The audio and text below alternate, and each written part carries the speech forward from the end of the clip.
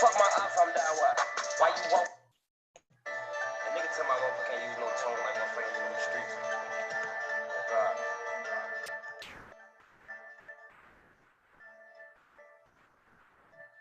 Why you playing with my shirt like he won't come up out that cut? Why you talking at your neck like he won't turn your ass to once? They say why we in Kelly's we was on his ass for a couple months. You know, blow his ass a smoker. He put 3 grams in a blunt. Got a booster, she a sure. On paper, Saint Laurent. Ain't no Petrie with the I don't call my phone cause ain't the one. How they give him 39 and he ain't get caught up with no gun. Ain't no pass, we on your ass, don't get caught up with your son. It's one out that we ain't blast after him, it ain't no fun. How you say your ass a man and you ain't get your block no gun? Man, you know his ass a rat. How he get out in a month? Why you acting like a bitch? Nigga shit up in the front. We gon' catch you last. Off the pills, wearing no glass. We gon' hit your blast ass. Phone them hit you 9 times. I said hit you cash out. I'm on the switch with badass. On that copy back. Fuck my ops, I'm that way. Jack in the building, y'all. Why you talk like that? Told Why you y'all. move like that? Why you shoot like that? This channel, you really got to bring your scholarship. It's like the trenches over here. You really got to bring that scholarship over here. Real. Wait for the chat to build up. Wait for the numbers to get up. Please like and subscribe to this channel. Ring that bell. Odell Gang. Used to be Tim Osiris, now it's Odell Gang. Represent West Africa. West African culture for real.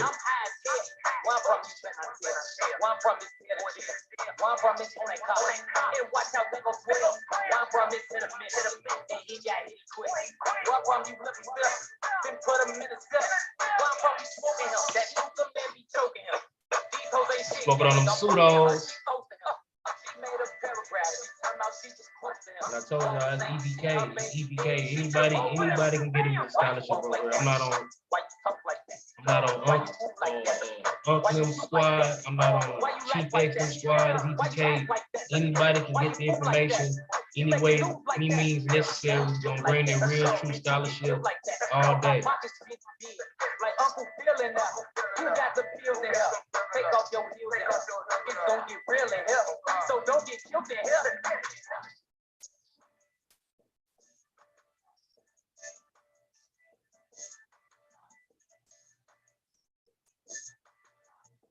Send them links out real quick.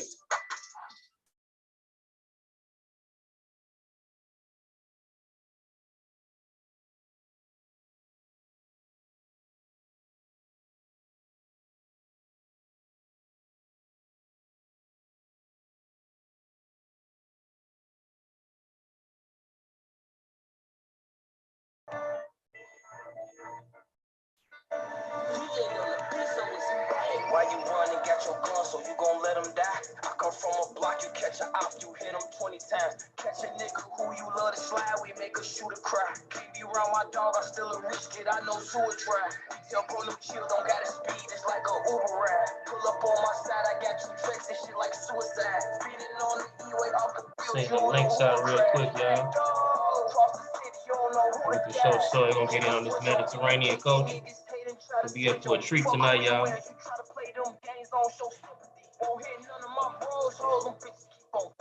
My fingers hurt, demon on my ops songs got energy. Bitches macaroni time. Tell my ops to post the shit, they close friends, they all die. All my ops the same, last time they get caught, they ass wine. All that shit out there in the booth, the real careers ain't none slime. That's my block, every gun I keep on me go da-da-da.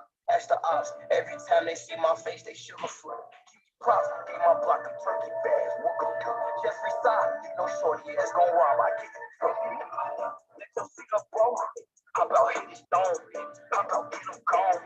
How about doing wrong? Just be prepared, you on your feet, you better not drop your phone. Got that switch, don't use it for you like it's bro. Look, bro, got jammed up for a body, he ain't gon' change his clothes. I said when you chasing what you see, so he on his ass, he gon' be easy, he be chasing hoes.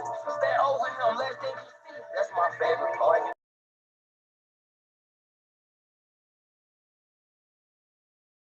That nigga who you love to slide, we make a shooter cry. Keep me around my dog, I still a rich kid, I know suicide. Jump on them chills, don't gotta speed, it's like a Uber ride. Pull up on my side, I got two tricks, this shit like suicide. Speeding on the E-way off the field, you don't know who will crash. Back dog, across the city, you don't know who the guy. Nigga, bro, your blick, bro.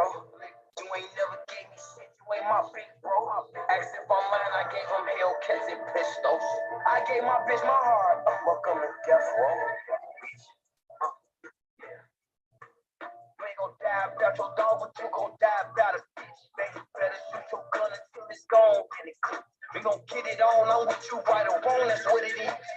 I just say your cut, that's melatonin, ain't no drink. Got my track on bulletproof and it's supercharged, this ain't no trick. How you gon' pass for a nigga who ain't never killed you? This ain't got no brain. Catch the op, but you lucky it's from a dog. How long I gotta be?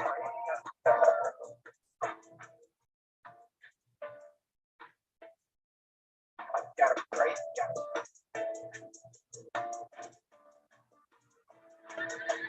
Why you run and got your gun, so you gon' let him die? I come from a block, you catch a op, you hit him 20 times. Catch a nigga who you love to slide, we make a shooter cry. Can't be around my dog, I still a rich kid, I know suicide.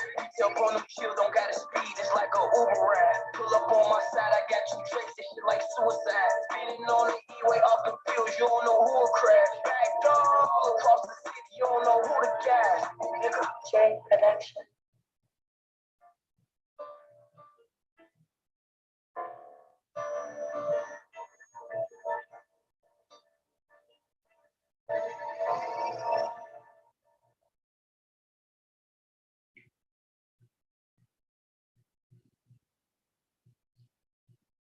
Good with it. Sonic, I see you in the building. I see you in the building. That's what's up. That's what's up.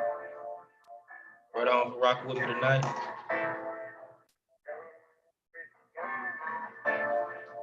You from Somalia, right, brother?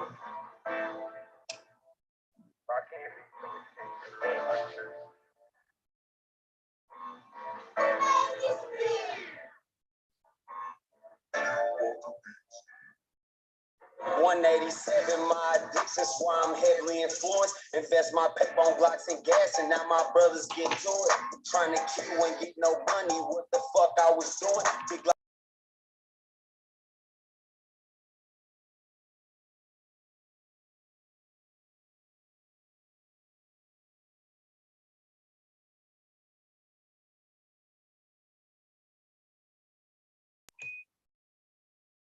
Just getting all these sources together, y'all. Wait for the room to build up. Please hit that like button. Please hit the subscribe button. Oh yeah. We gonna represent for the right on. I'm gonna represent for the Mollies too. That's what's up with it, bro.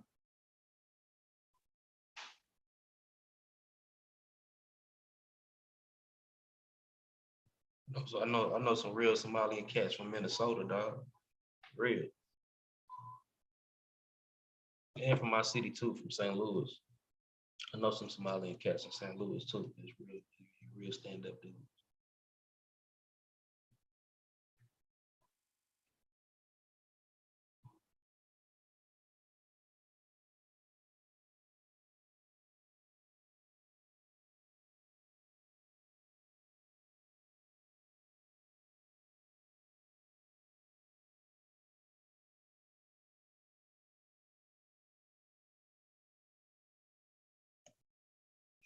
I apologize for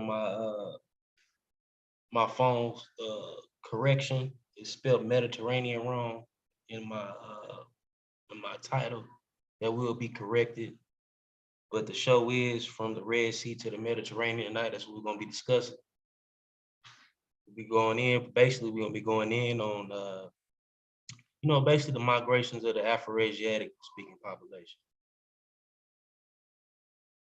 You know what I'm saying? We'll be talking about them E3B markers and how they migrated from the highland area of the Horn, in between the highland area of the Horn and the southern Red Sea Hill region, on up to the Mediterranean, through going into northwest Africa into the Maghreb, and then eastward into Middle East, and northward into Europe.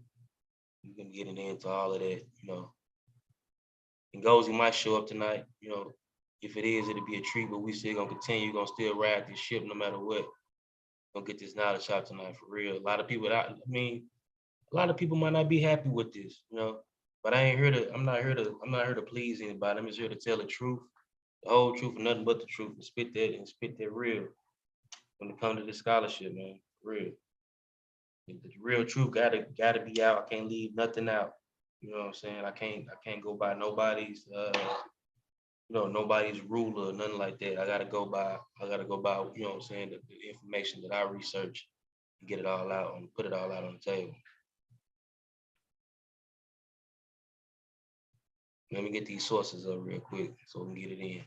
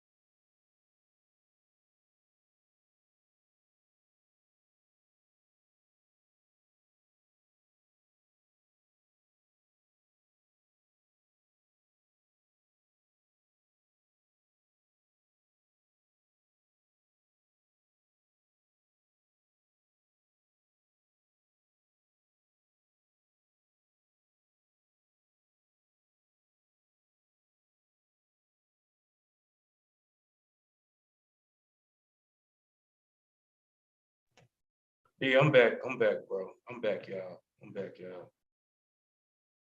Now I want to get on this bill about the Mediterranean culture because a lot of people have misconceptions about the Mediterranean and you know what I'm saying, what it really is.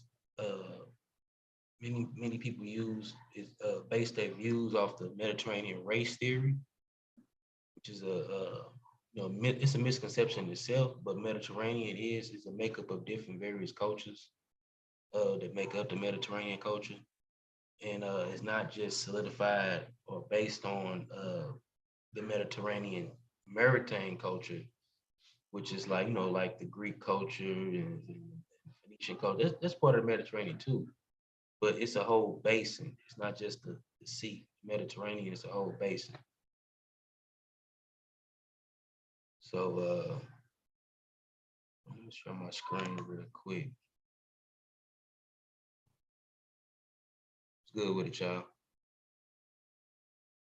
Let me share my screen real quick. The flame up so we can get it in. This is a smoke friendly environment over here.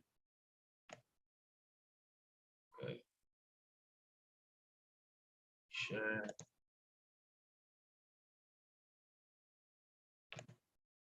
Okay. Here we go.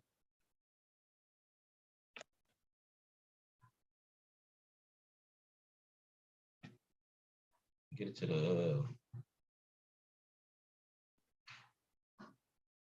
Mediterranean basin. Okay. You just know what it is. It makes up all of this right here. It's the physical, political map of the Mediterranean basin. This is based on, you know, more recent. But then you're gonna be even bit on even in the early Heliocene period, and where it stretched all the way to southern Egypt and inland to, you know, to Nubia. A lot of these areas are more desert areas now below these green lands, green areas right here. You know what I'm saying? All throughout here. But this stretched further all throughout the Heliocene and the wet period too. We still talk about that because the people that we see now, their ancestors was around, like the major African people groups and the language phylums were all there, especially, you know, like the proto languages, like even like the early North Afroasiatic languages, like the ancestors to Egyptian, ancestors to Proto-Semitic, ancestors to Proto-Amazigh and Proto-Chadic, all branch off from these North Uritic language phylum, which came out through the Red Sea 15,000 years ago. And they spread out and settled in the northern regions of the Mediterranean. Hold on real quick.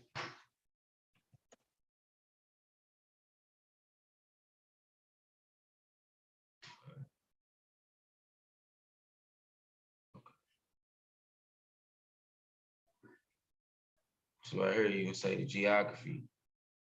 Mediterranean basin covers the portion of three continents. Use my screen. Three continents: Europe, Africa, and Asia. It is distinct from the drainage basin, which extend much further south and north due to major rivers ending in the Mediterranean Sea, such as the Nile and the Rhone. Controversially, the Mediterranean basin includes regions not in the drainage basin. It has a varied and contrasting topography. The Mediterranean region offers an ever-changing landscape of high mountains, rocky shores, impenetrational shrubs, semi-arid steeps, coastal wetlands, sandy beaches, and myriad islands of various shapes and sizes dotted amidst the clear blue sea. Contrary to the basic sandy beach images portrayed in most tourist brochures, the Mediterranean is surprisingly hilly. Mountains can be seen from almost anywhere.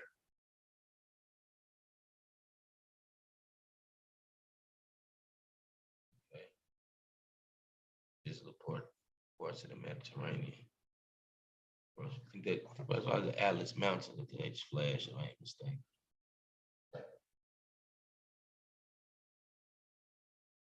Oh yeah. The Friday night blunt. Yeah, we get it in. We don't got nothing to do, man. It's a rainy night here. Might as well get into this scholarship tonight. You know what I'm saying? It's been on my mind, you know what I'm saying, kind of all week to share this information. Yeah, I got my whiskey too. Drinking on Honey Jack. I'm gonna get it in. I'm gonna bust over some of this Christopher Everett book. You know, Christopher Everett, he really gets it in like as an expert and a scholar of anthropology. Christopher Everett, like his model is a very solid model that he used. You know what I'm saying? It can be updated. It's some stuff that should be updated in it. But even some of the stuff that he came as conclusions he came up with came around to me, you know what I'm saying? It was true how they found it out. Because the last print of this, got the second edition, was updated in 2016. A lot of the work in there is still solid.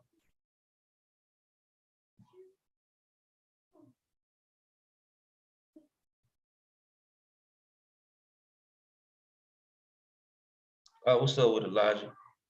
What's good with it? I think I'm gonna put the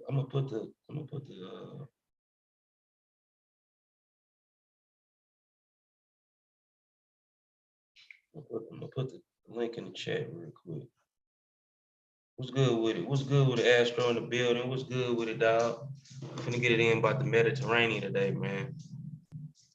Kind of like the origins of Afro-Asiatic culture. We're going from the Red Sea to the Red Sea to the Mediterranean. I'm just breaking down to people what, you know what I'm saying, what the Mediterranean is now. You know, it's more than just a land, it's a basin.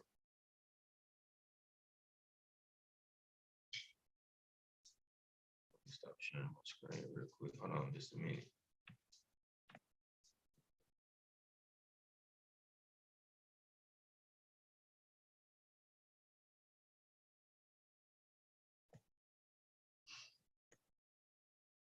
Yeah.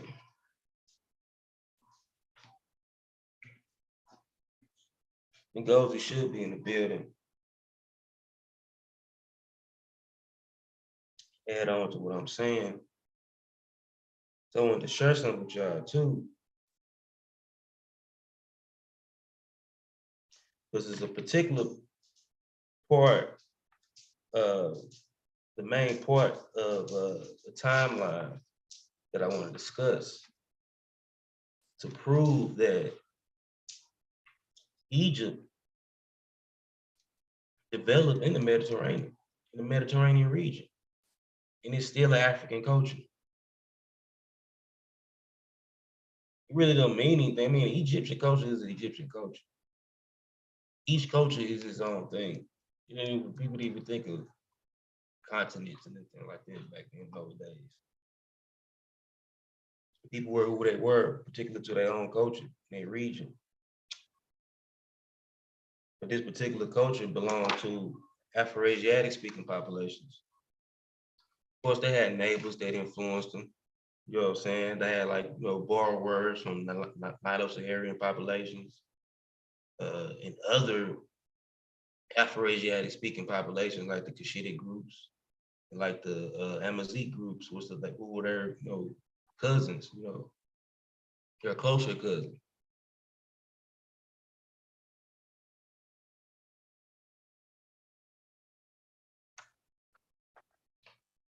But there is some connections, you know, from being on the African continent, especially pertaining with the E markers in the mitochondria L3B. L3B, even though a lot of East Africans half L3B, mitochondria L3B. But from L3B, you get the rest of the people outside of the continent anyway.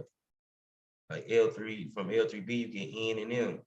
And you have other, basal branches from L3B that's still L3. We can get into the markers and all that stuff too. Right here, I want to show this right here, right?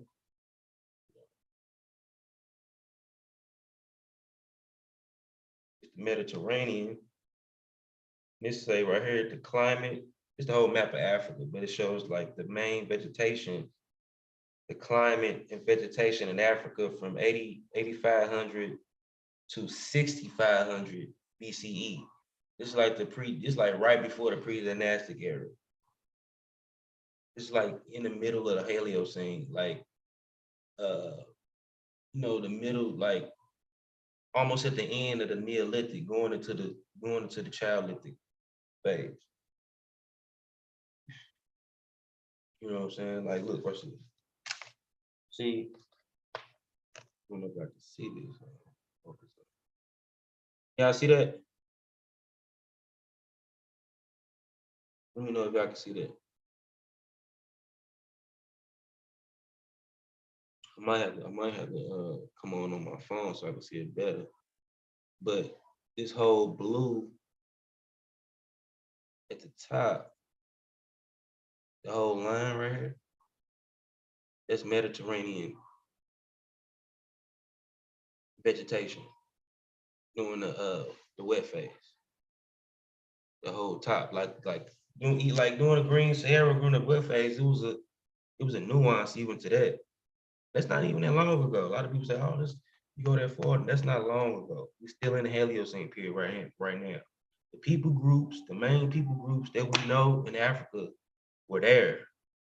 Some of the particular branches weren't there because some of the branches are more recent now, but the base groups were there. Like there were Afro-Asiatic speakers at that time. There were Nilo-Saharan speakers at that time. There were Niger Godoffian speakers at that time, before it became Niger Congo. There was sign people, Khoisan people during this time. Batwa, the man, they were there. They would even speak their own language. We don't know what language they spoke, but they, later on they ended up inheriting like Bantu and Central Sudanian, like Nilo-Saharan languages, and other people languages, that overlapped them and came into their regions. We don't know what language they spoke.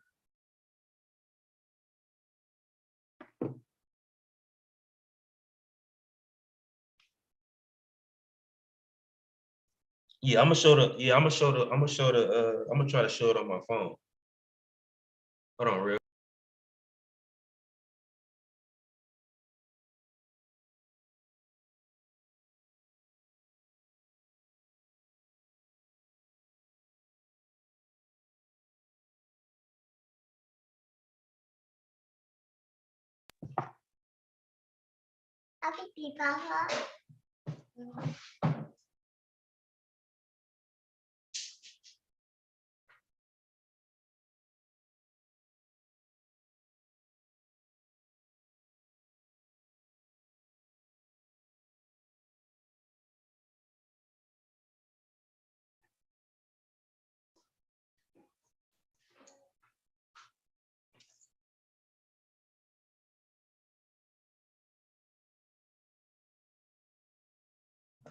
Yeah, I'm back, y'all.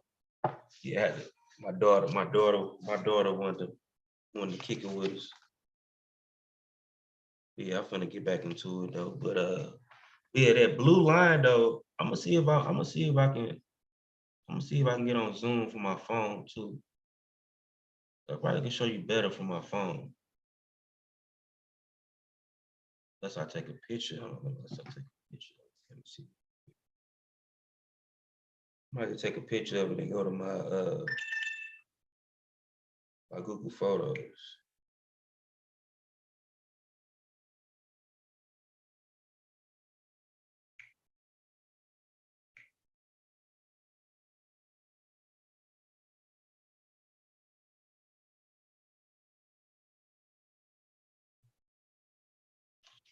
But this Christopher Everett book though,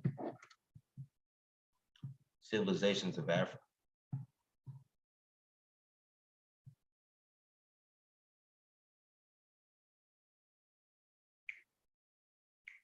Let me see if it went to my Google Photos. I'll go to my Google Photos. I can show it on the computer.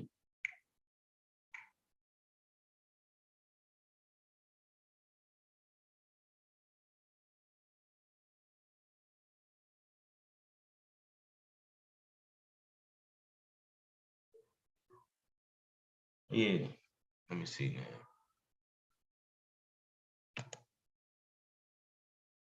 Real quick.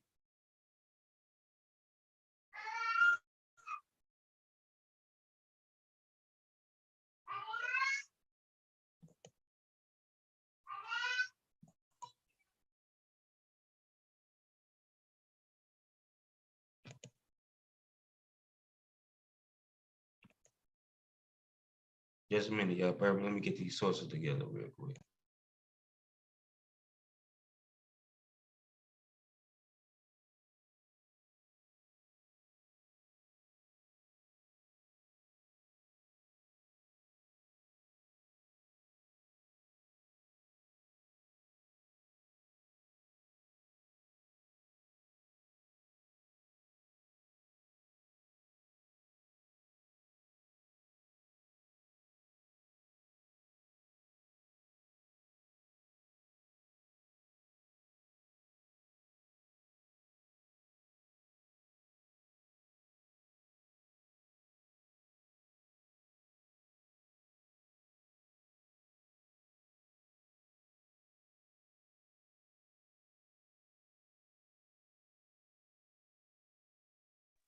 Okay, I got it. Hold on.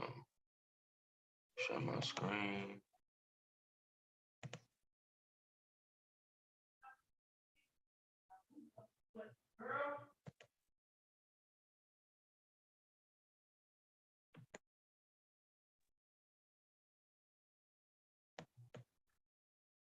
Y'all see that?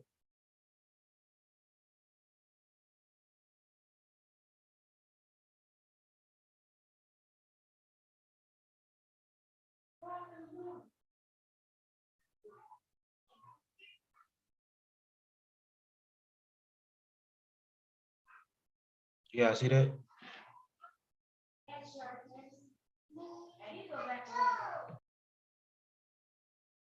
Let me know if y'all can see that.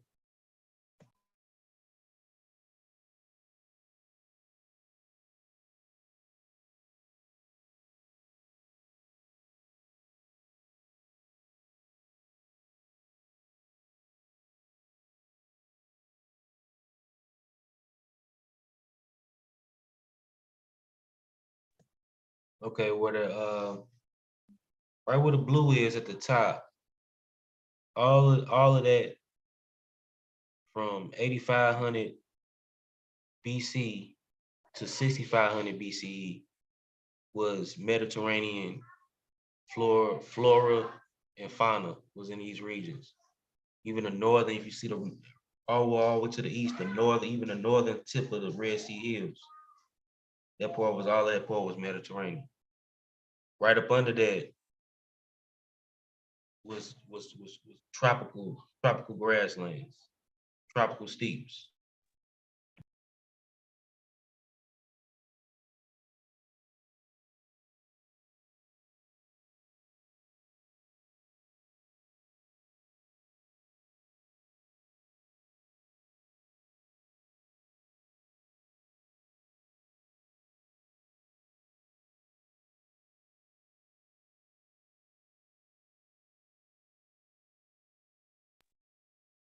Now that y'all see that, right? Now that y'all see that, put this in perspective, man. Like 8500 BC, 8500 BC, that's the beginning of the Heliocene period. That's the same period that we in right now. It just so happened that that region turned to desert, you know, around, started around 60 60,000, but ending around 3,500 BCE, becoming like full Sahara. Like even like during this green phase, as you see here, it was multi-terrain. It wasn't just, oh, this the green Sahara. It was, people they don't really explain that it was multi-terrain, multicultural. They had different people there. Like the C group, the Nubian C group people were not Tamahu, what Brother Reggie always trying to explain. They were not Tamahu people. Tamahu people were Northern Libyans. The Northern Libyan tribe related to the Libu and the Meshwesh tribes. When you get into Southern Libya during this time, you have various northern what Christopher Eric called Northern Sudanic populations, which is Nilo-Saharians. You had some of the aquatic populations who lived through different lakes throughout the Green Sahara, who are also the Kefian people. All these people was the wavy line pottery people, like these Nilo-Saharian groups.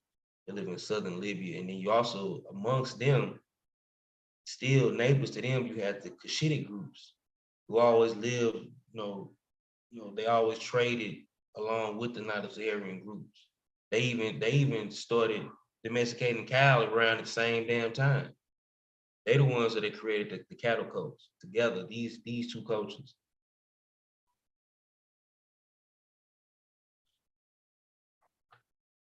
And I'm gonna show you here.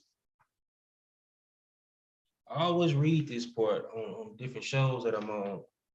But people always saying the myth. I don't know if it go over people's head or what, but I'm gonna go into it real slowly. You hear that they actually discussed in the Nilo-Saharan population, but they're kind of going into the Afro-Asiatic population. We're gonna dig deep into the Afro-Asiatic populations too in their beginnings. And I'm gonna show you point by point where they came in at, where they came from. And then maybe next show, I might do the migrations of the Niger Congo population to show, put that into real perspective. And then we're gonna do the Nilo-Saharan groups and so on. We're also gonna tackle certain subjects that's going around, that's floating around in the community on these different channels. I'm gonna go into what Maria Gatto is really saying about the Nubians, because that article that Brother Smash got, no offense to Brother Smash, he do good scholarship, but that article that he always presented, that's from 2006. I got the 2020 book, handbook, the Oxford Handbook of Nubia. Even that book that Unc got, that's from 2012. That's about the book about $50. It's another book that's about 170 bucks. That book, the Oxford Handbook of Nubia. I got that book. But I borrowed the book and I screenshotted all the pages. So I got it. I get the information any way I can.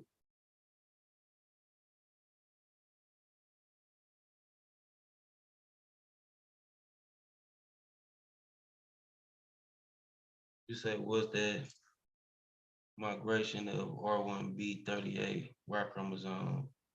Oh yeah. During this period, like around 70,000 BC, they brought in them goats.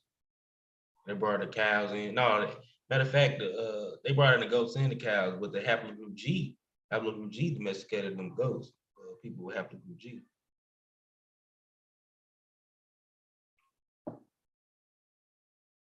Some of them went into the Balkans too. They brought in their lactose gene, the same lactose gene that a particular lactose gene that even the Fulani got.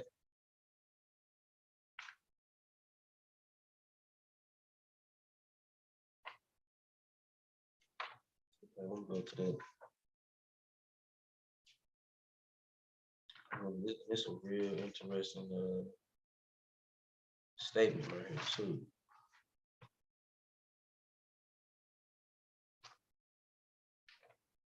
Oh, here it is, right here. Okay. Okay, inventing agriculture in the Eastern Sahara, 8,500 to 600 BCE. See this, but this portion is basically this portion they basically talking about the non-Saharians, but they're gonna give a little insight on the Afro-Asiatic population that was in their region too, and what in the role that they played. It's gonna tell you exactly where these populations was at.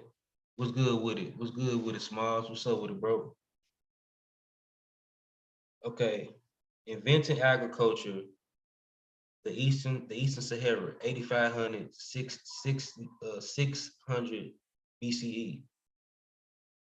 The historical background, further, the historical background. Further east, the crucial actors in the historical transformation at the beginning of the Paleocene were Nilo-Saharan speaking peoples who followed the advance northward of steep and dry savanna vegetation into southern half of the Eastern Sahara. So I told you they was in the southern part of like the Sahara part, of the especially the Eastern Sahara, where the cows, where the Nabta and all that stuff was at. Reaching the center of Eastern Sahara by around 8,500 BCE, the prime innovators of a second independent development of the food production in those regions were a particular set of Nilo-Saharan communities who spoke what we call the Northern Sudanic. Who got in the building? What's good with it?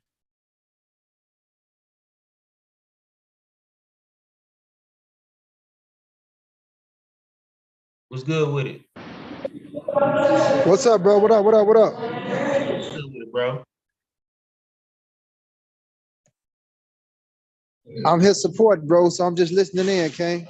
Oh yeah, we're in here. I'm in here breaking down what was going on during the early Paleocene period, during the wet phase, and I'm gonna go into the dry phase on into recent times and tell you break down why this time. Now, yes, sir. the major people groups that we know today in Africa was around. The major language families was around. Some of the branches wasn't around now because some of the more branches of the groups are more recent. But the base groups of Afro-Asiatic speakers, they was around. Nilo-Saharan speakers, they was around. Niger-Cadoffian speakers, they was around during this time period.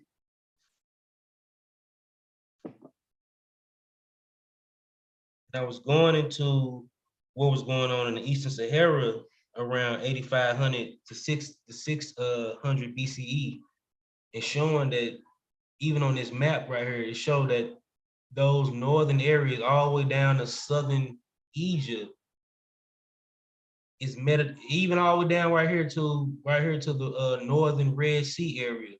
All of this is Mediterranean basin vegetation and flora and fauna.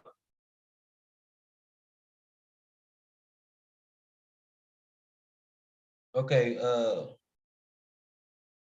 I'm gonna start from the beginning, and I'm reading Christopher Ehret, Civilizations of Africa, second edition, 2016. Further east, the crucial actors in the historical transformation at the beginning of the Paleocene were Nilo-Saharan speaking peoples who followed the advance northward of steep and dry savanna vegetation into southern half of the Eastern Sahara, reaching the center of the Eastern Sahara by around 8,500 BCE. The prime innovators of the second independent development of food production in those regions were a particular set of Nilo-Saharan communities who spoke what we call the Proto-Northern Sudanic languages. The ethnic names they gave themselves were unknown, and so we will term them simply the Northern Sudanians. With their expansion into the region of the Eastern Sahara, the Northern Sudanians came into contact with the Erythrite communities. And Erythrites are the Afro-Asiatic populations that split from the Amadic groups and went north along the Red Sea Hill regions and a lot of areas around the Nile region too. And they met up with these populations who was already there because the Nilo-Saharians, they're actually a very older group. And a lot of like even the proto group of Nilo-Saharians, even before we get into contemporary Nilo-Saharians at this time, the other groups kind of branched off from the proto Nilo-Saharan groups anyway. These groups are just, they was always, outnumbered by the newer wave of populations, like other, Niger Congo and the other Afro-Asiatic groups. But they still lived on and caught up along with the times and contemporary time. And even, that's why they even still, they started practicing agriculture and even did certain things in their own way, caught up with the practice at the time. But for a long time, these are like, genetically and at some aspect of that culture, these people are very ancient. These are paleo humans, like paleo people. And okay, they met up with the Erythrite communities. Afrasian civilization who resided east and north of them, speaking of the North Sudanian people that live east and north of them in lands east of the Nile River and the Red Sea Hills. From 8500 BCE onward, there began several thousand years of multiple interaction that greatly reshaped the direction of history across the land parts of Africa. One notable consistent throughout this history was the correlation of ethnicity with climate. The great shift in African rainfall belts after 9500 BCE, as we have already seen, established two different climate regimes in the Eastern Sahara, in the Mediterranean grasslands advanced far south and became more extensive in the Red Sea Hills, while to the west of the northern Red Sea Hills, dry Mediterranean steppe vegetation extended as far as south parts of modern-day Egypt. In this regime, rainfall arrived in cool seasons of the year, equivalent to the wintertime of the northern hemisphere. From far southern Egypt southward, from southern Egypt, southward from there was the tropical African steppe prevailed. Its rain coming at the same time as the northward summer. Throughout the wet phase, the Erythrite communities, through the wet phase, they talking about the human phase of Africa during the green Sahara phase. The cultural influence. Throughout the wet phase, the Erythrite communities of the Afrasian cultural traditions resided in the Mediterranean environments. Afro-Asiatic groups, they were in the Mediterranean environments. They the ones who fathered Mediterranean culture. And by the way, it was other people already there too in the Mediterranean environment before even the Afro-Asiatic speakers even got there, who were the Iberian Mauritian populations.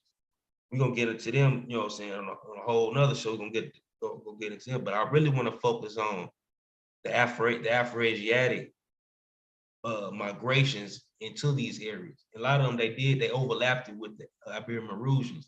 And the Iberian Maurutians were a mix of Aterian populations, who were a very ancient group, who were like a very who was like a very basal modern human before you get to even more gracile modern humans. They still had the epic. They still had like a big brow, you know, sort of like skin, sort of look sort of a little archaic a bit, but still modern. And they mixed with back to Africa migration, or basal Eurasians. They mixed with them populations. That's why they said they had like Cro-Magnon tools that were similar to Native Americans and all that. And they also end up mixing with the early Afrasian groups who migrated up north too. That's why they had them E3B markers about 15,000 years ago when they found the remains in Morocco. And they had EM78, which EM78. It mutated in the Middle Nile region, you know, in southern Egypt, like in between southern Egypt and lower Egypt. EM78, that's where it evolved at. These Mediterranean regions. But it is what it is. It's still an African marker at the end of the day.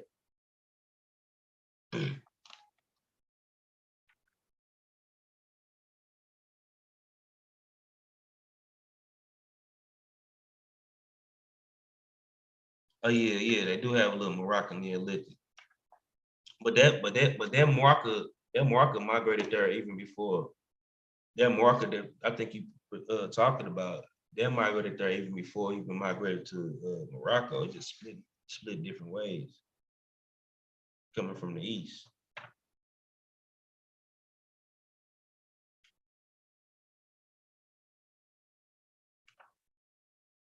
But shoot, for real, truth be told,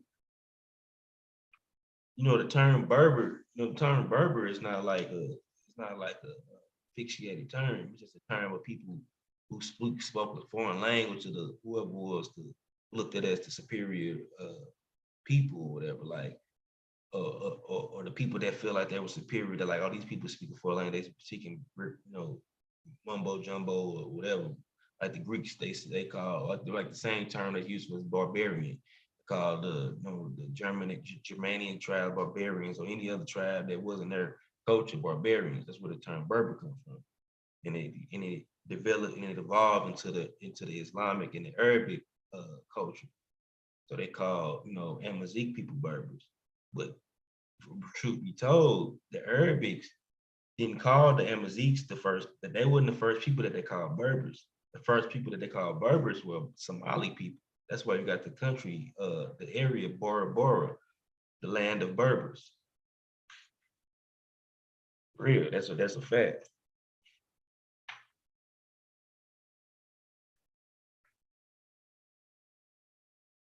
But Berber is just it's not a for sure term. It's just you know, that's not what people actually call themselves, period.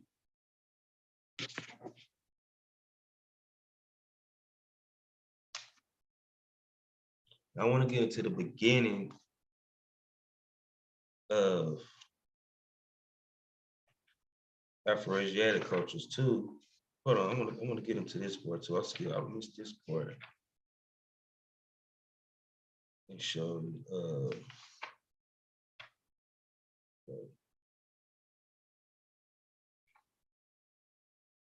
a lot of people too. It's a misconception that you know, Kushites are not even from the Horn per se. The ancestors are from the Horn. You know, they migrated from the Horn, but they migrated back into the Horn, starting around like the 6th millennium BC, ending, you know, still migrating down into like 3500 BCE. but the Proto-Cushitic groups, they developed right there, directly east of Nubia and east of Egypt in the Red Sea Hills. Some of them even lived in the Eastern Sahara, in the Western Desert. Not the West, yeah, the Western Desert. In southern Libya, you had Proto-Cushitic groups even there.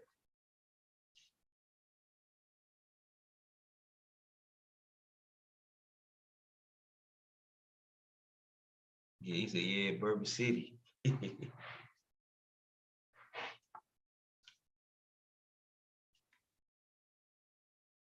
Okay. It's a good book. I recommend this book. I recommend y'all get this book. It's not that inexpensive. It's probably about 20-something bucks. Civilizations of Africa, Richard Berry.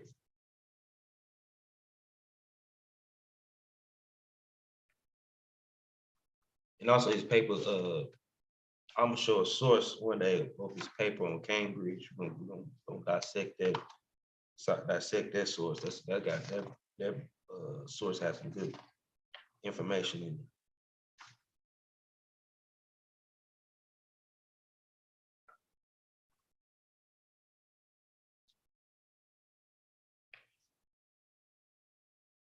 Okay, even right here, I want to show you how this. Which book? What's this book? Civilizations of Africa, History to 800 AD.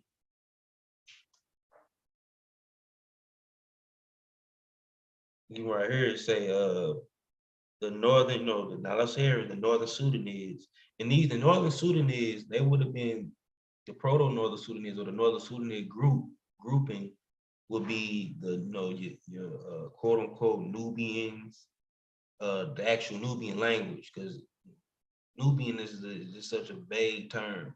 They could be talking about the region, which is so ambiguous, because you talking about the region, you didn't just have Nubian speakers there. You had Cushitic speakers there. You had Nilo-Saharan speakers there.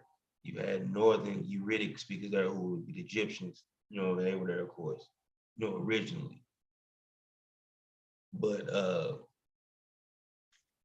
Nubian language, the language phylum, will be considered, part of Nilo-Saharan language family.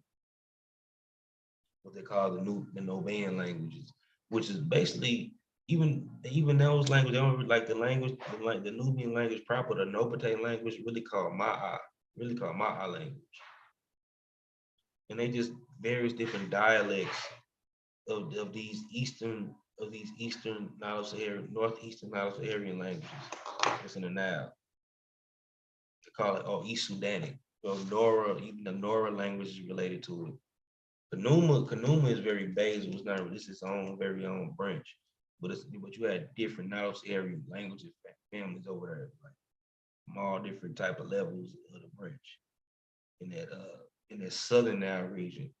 And then we still had Cushitic groups still from in the east, but they were still overlapping going into the western part of the Green Sahara portion too. Trading their cows, even the proto-Chadic people. It was in the eastern deserts. Not the eastern desert, but the western deserts, but in the eastern Sahara.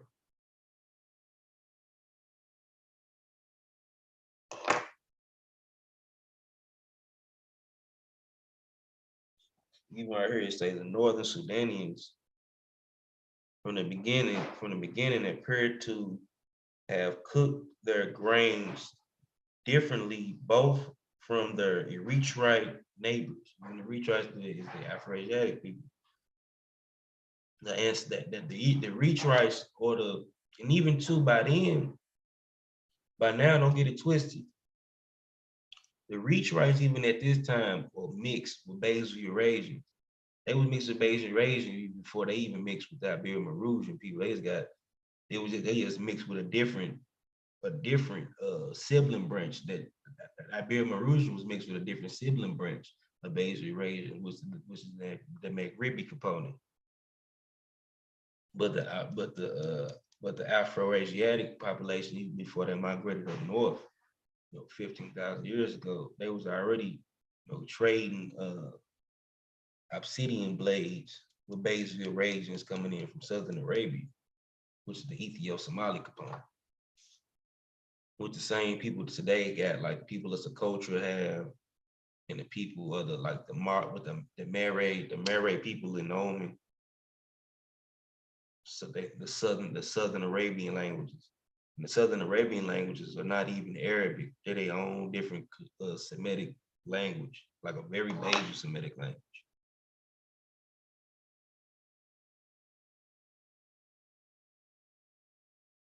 Oh, the latest version of Sinai is it's the second edition. If you just look up Christopher Ayres' second edition, that the second edition was they updated it in 2016. If you look at the copy beside the book, they put more information in it from the first edition. It's more updated. It got like a little bit more updated information from 2016. But if you just look up the second edition, that's the one. That's the more updated one to get.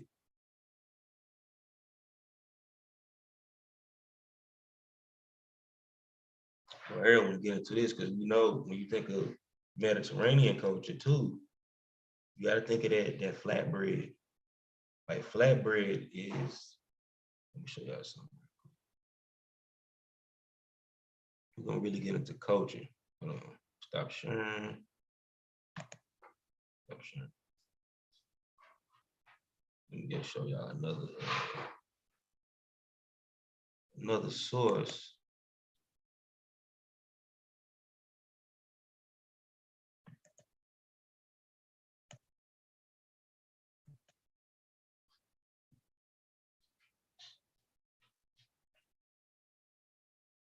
We can get to Mediterranean cuisines. A culture.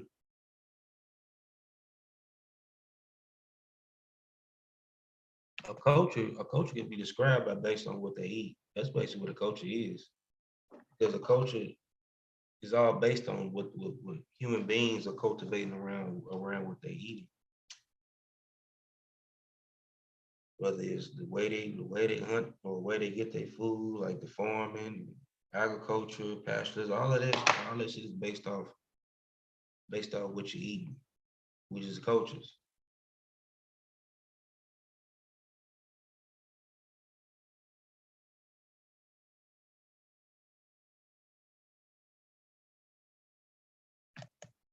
Let me share my screen again.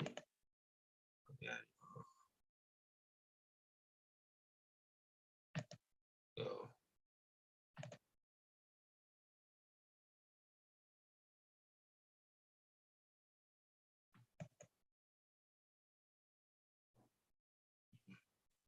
Shit. Okay. All right, here we go, y'all.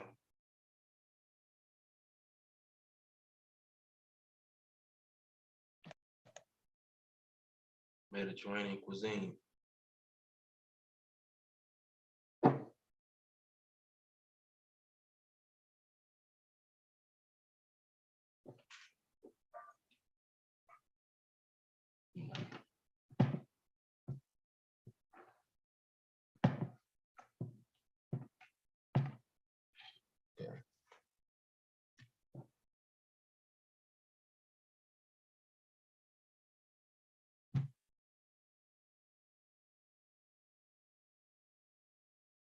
Oh yeah, he said Egyptians and Lebanese fighting over who invented the falafel. You wow, you sure right about that.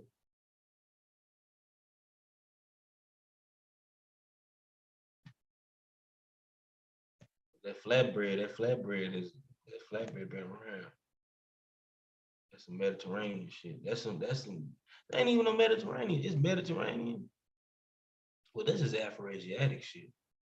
All the way from Injata, from Ethiopia, from Somalia, had their own type of flatbread.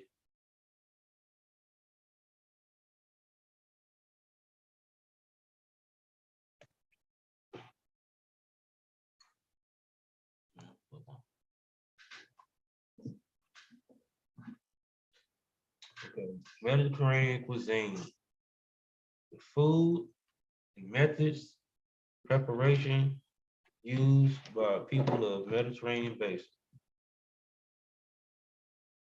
The basin is beyond the sea. It ain't even just seafood. I don't know why people just think the Mediterranean is only the Aegean part of the Mediterranean.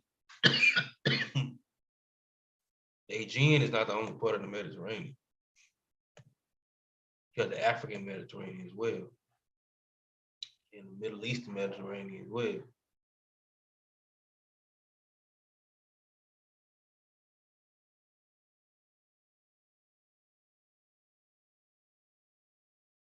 Right here, wheat was domesticated and fertile crested in near Levant some 10,000 years ago.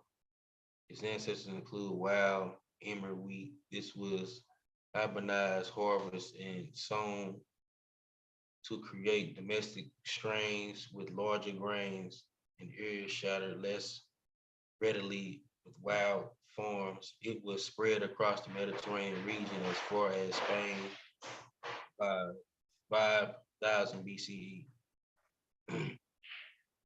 This is brought up by Afroasiatic people. This the cult like this grain collecting culture. And then you go into the different Mediterranean. Look, Egyptian, Mediterranean. Egyptian cuisine has ancient roots with evidence that, for example, cheese has been made in Egypt since at least 3,000 BCE. That's the cows, the goats, the sheep.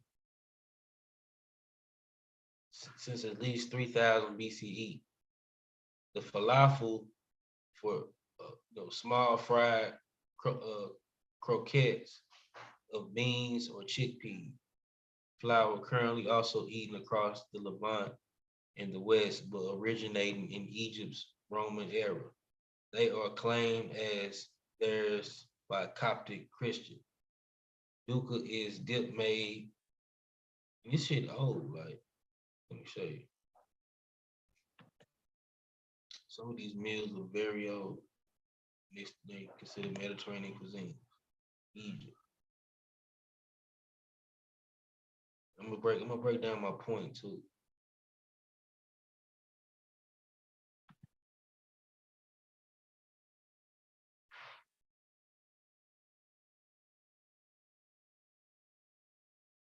What's good with it, bro?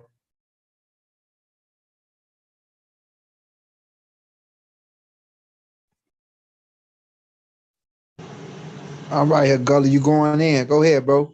Yeah, I'm just breaking down the food, and I just want to get it like the main thing is the wheat and the grain collecting culture, which is the centralized basis of a lot of Mediterranean cuisine, which is the flatbread, and the wheat, and then all the different vegetation around the Mediterranean that it produces.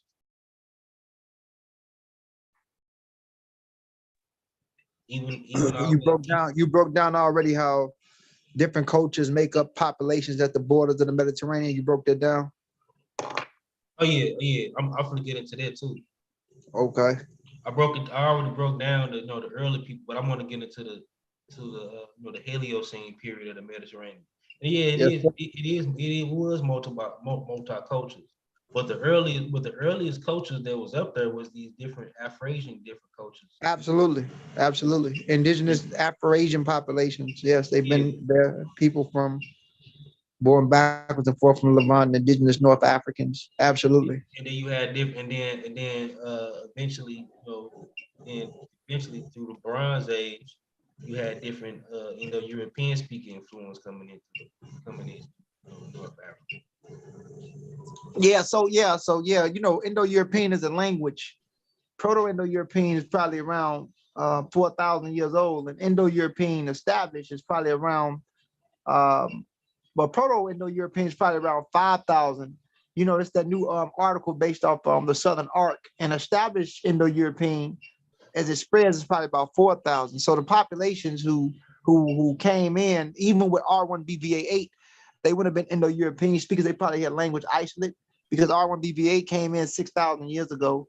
And those other Eurasians, those Eastern Mediterranean populations, those Chalcolithics in the Copper Age, who was coming from like Armenia and Iran, and those cats that was coming, those people had language isolates that we don't even know of no more. They don't even know of, Yeah, they mixed with Afro-Asiatic people that was already, like you explained, that was already at the border of the Mediterranean for a very long time. Yeah, very long time. And you had them people that was just lingering around in, you know what I'm saying, in those regions, like around Arabia and all the different regions that just basically Eurasians related to them people.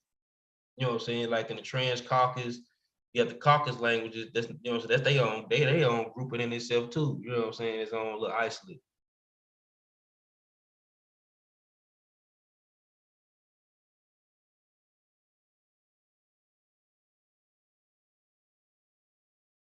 Yes, sir. Yes, sir. You going in, King? Oh, yeah. Hey, Gullah Geechee know what he's talking about. The audience needs to know that.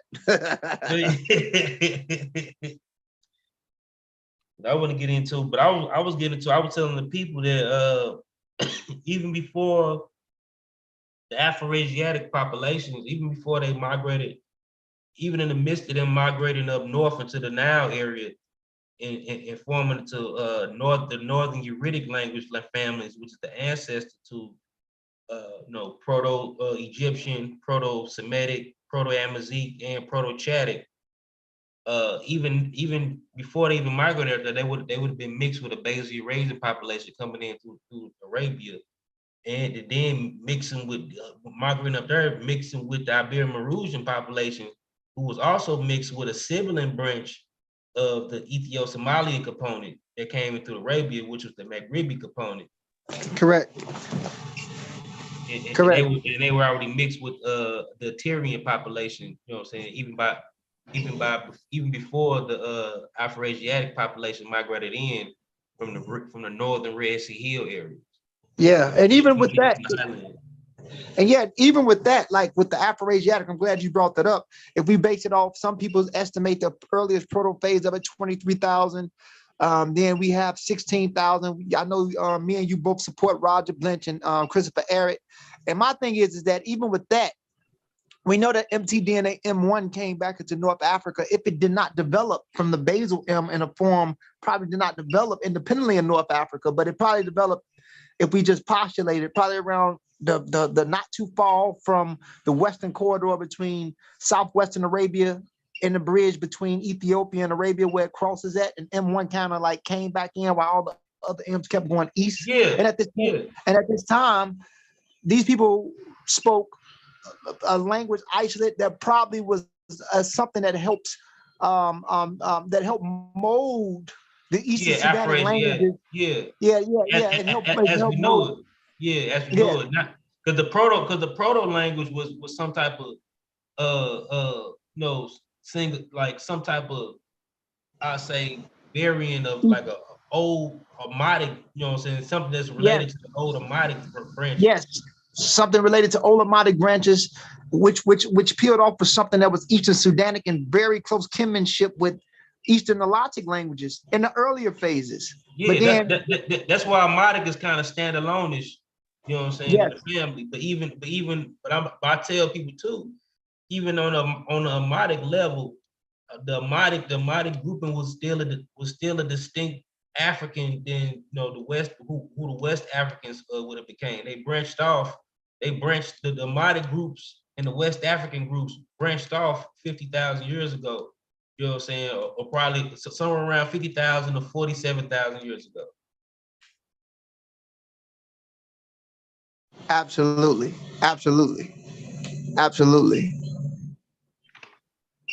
So we on that shit, King.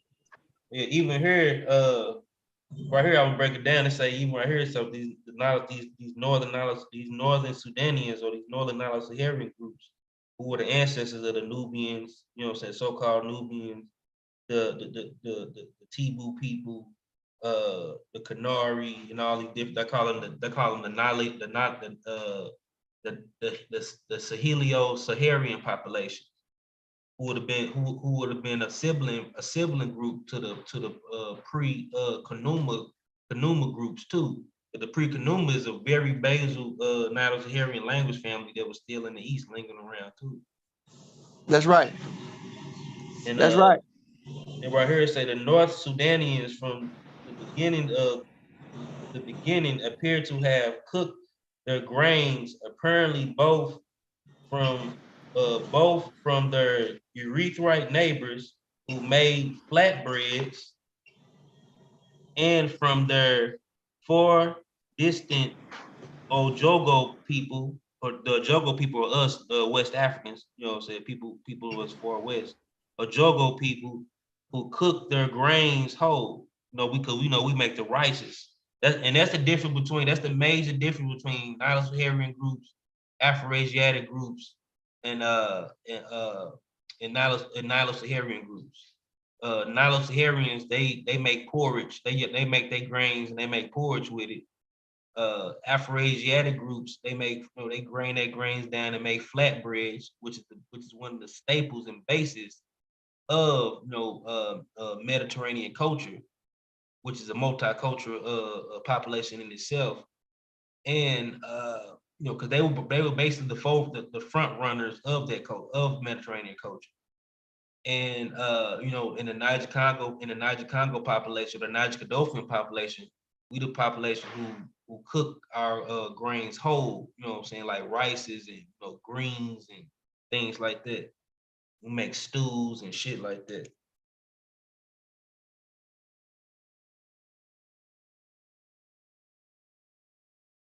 Okay, and I'm gonna get in now. Wow. I'm gonna get into the migration of Afro-Asiatic population, and after Yes, that, sir. we can get into the markers too. I'm gonna Oh yeah, break. yeah, yeah. Whenever you're ready, King, I'm gonna let you just let you do your thing, bro. This is a good show. Yeah, I was gonna show too how old the, you know, how they, you know, how they say Mediterranean food or Egyptian food is Mediterranean, how old it is. Some of these dishes go way back. How far back, King? No, I'm looking for this one dish. He went back like 20. Hey, Gull, I'm gonna be right back. Okay, okay.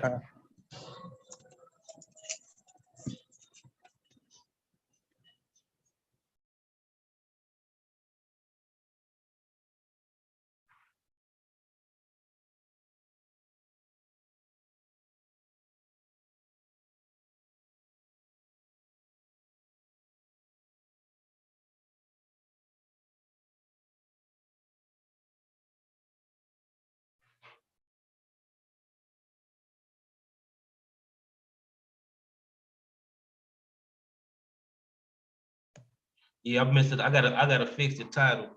I gotta fix the title. My word check messed me up.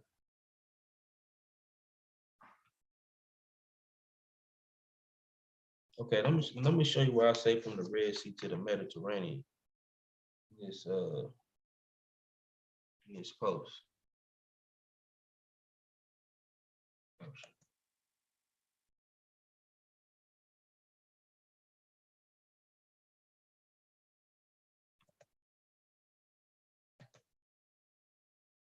Let me show y'all what I'm saying is the Afro-Asiatic population. We're gonna get into the markets too. Y'all can get to the phenotype website. Show who's who. I already showed that during the Heliocene phase that the Mediterranean ecosystem or basin stretched all the way to southern Egypt, where it ran into tropical savanna steppes where the Nilo-Saharan population resided.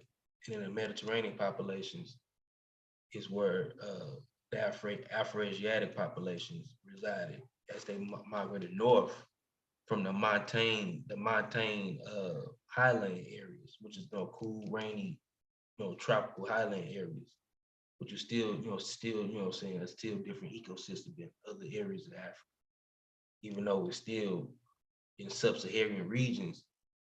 The area is exceptional and it's different. It's like areas is similar to certain areas that's in Eastern Asia.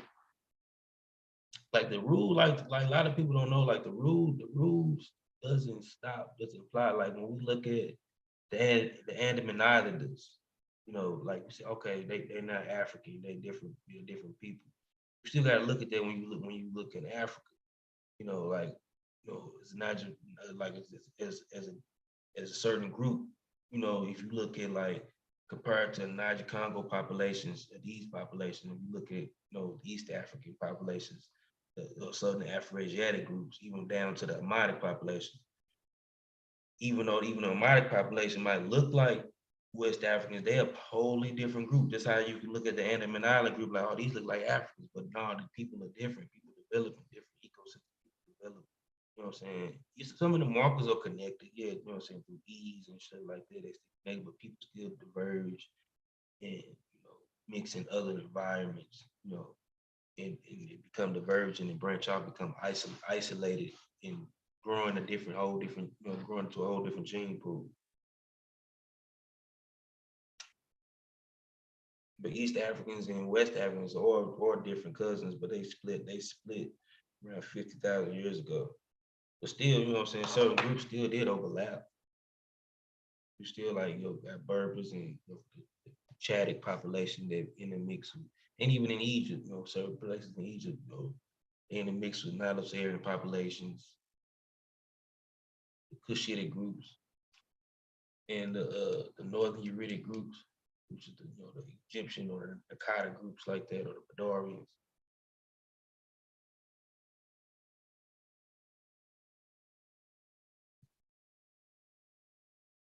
Oh yeah, it is represented. Yeah, it is represented in modern populations. They all still related all the way down to the Amadic groups. Even though it don't even matter about the skin color at all, you got to go beyond the skin color. It's, these people still carry the components. Even the Arabian and Arabian people and North African people, even though they're highly mixed with Eurasians, they still carry certain tropical components like the limb proportions, or, you know what I'm saying, you might still see a certain Amadic component, or you know, a basal Cushitic type component pop in and out of the, you know what I'm saying, out of there, because they're still there.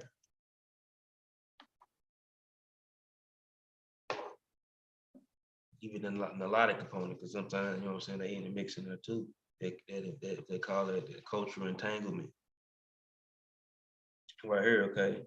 Our phrasing civilization. Who's going to go from the Red Sea to the Mediterranean.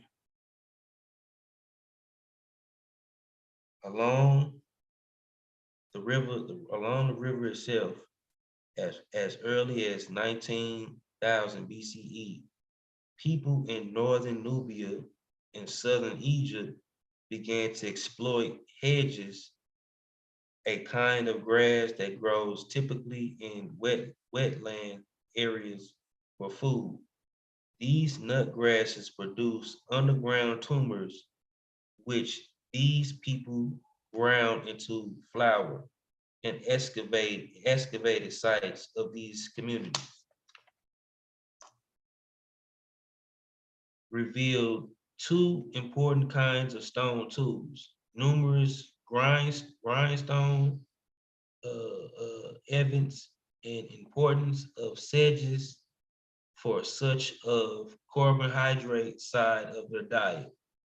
The presence of medium-sized stone blades suggests that their use of spears, but other smaller points indicate their probable position of bows and arrows as well.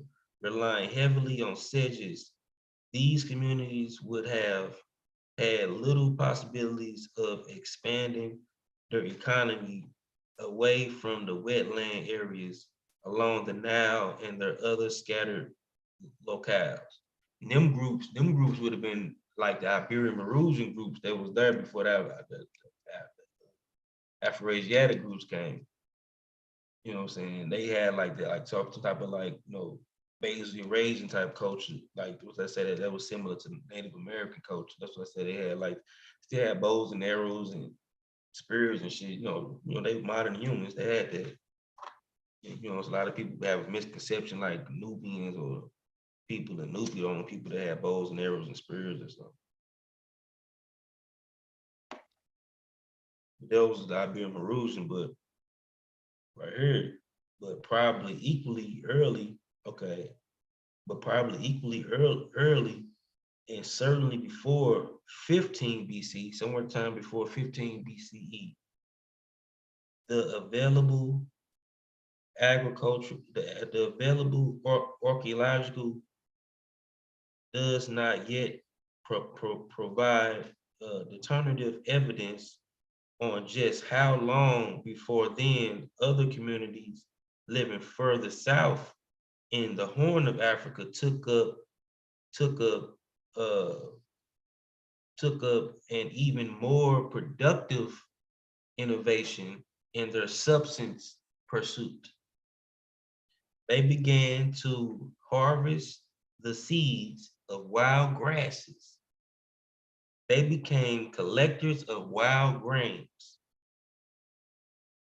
The particular peoples who took up this new way of using grasses spoke languages.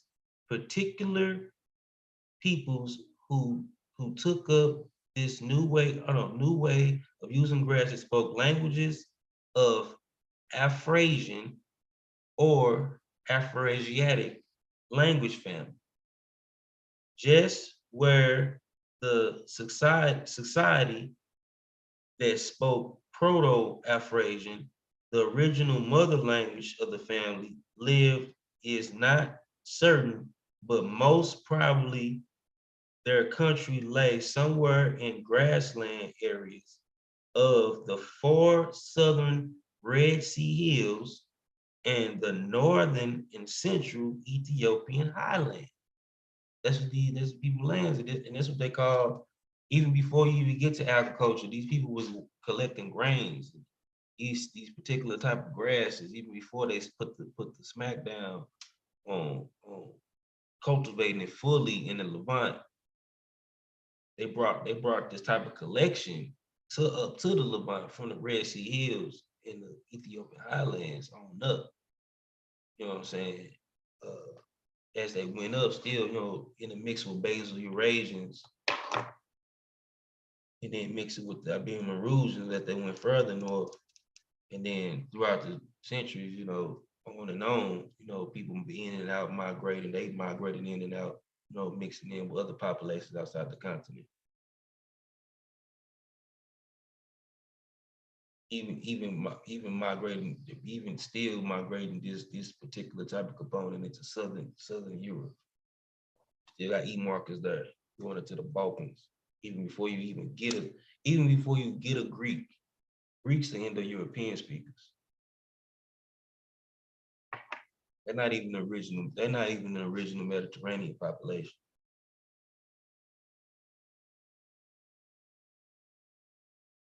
Yep, it is U6A, yep. They basal Eurasians. They migrated back in around 30,000 years ago, migrated back in. They represent that, they say that that's similar to Cro-Magnon cultures that migrated back in, overlapping with the Tyrian cultures. It's even before they even got the E3Bs, We don't even know what them people Y chromosomes were. They probably had some old J's or some C's or some shit. C was still around, right? But they had some shit like that. Or they probably had I's and G's. A's, legs, and shit.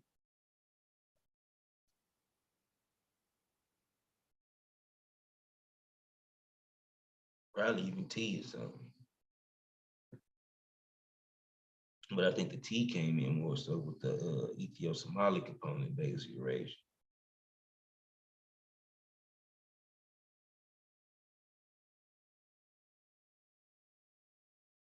Okay. Okay, we explained they come from the Red Sea Hills. They say they came from the Red Sea Hills and the central Ethiopian highlands. we will encounter other cases of prefix proto, which in this context means ancestral.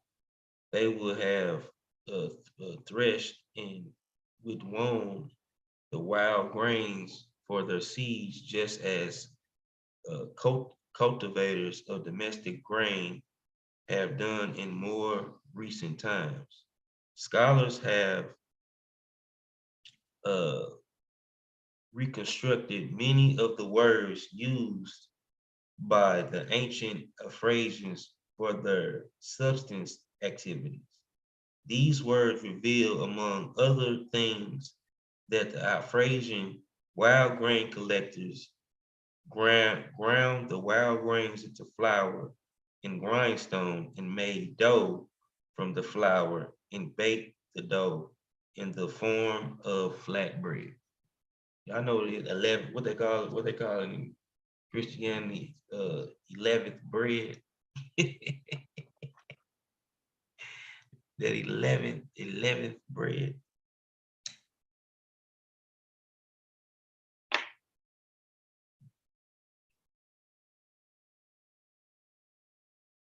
They call this in what the Middle East 11th bread. The development of extensive wild grain collection was both a substance and cultural breakthrough. First and foremost, it meant that the Afrasian communities now had the ability to obtain greater quantity of food than before from the same amount of land. They could still pursue many of the activities of their ancestors. They could hunt the grazing animals that thrived in the grassland and could still collect wild fruits, nuts, and the like. But these resources, they had added an entirely new and additional source of calories for their diet, the grains.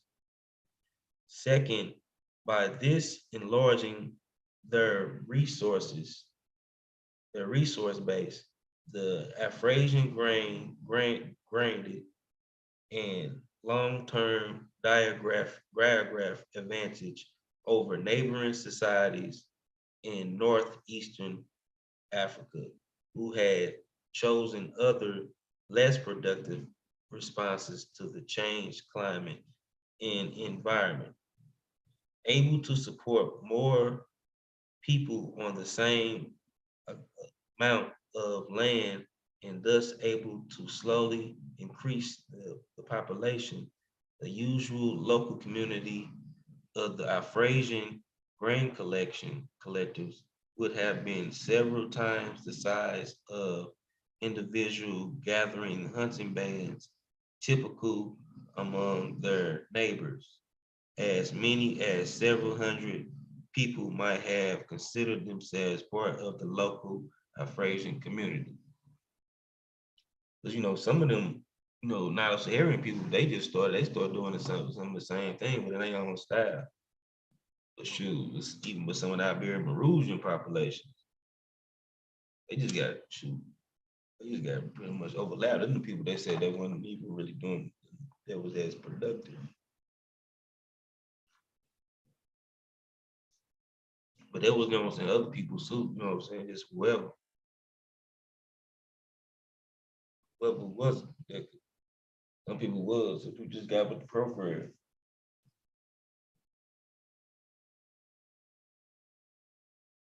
During the change, during the Heliocene period, I was saying that people still have to cultivate, farm and grain and keep the stuff for a better season.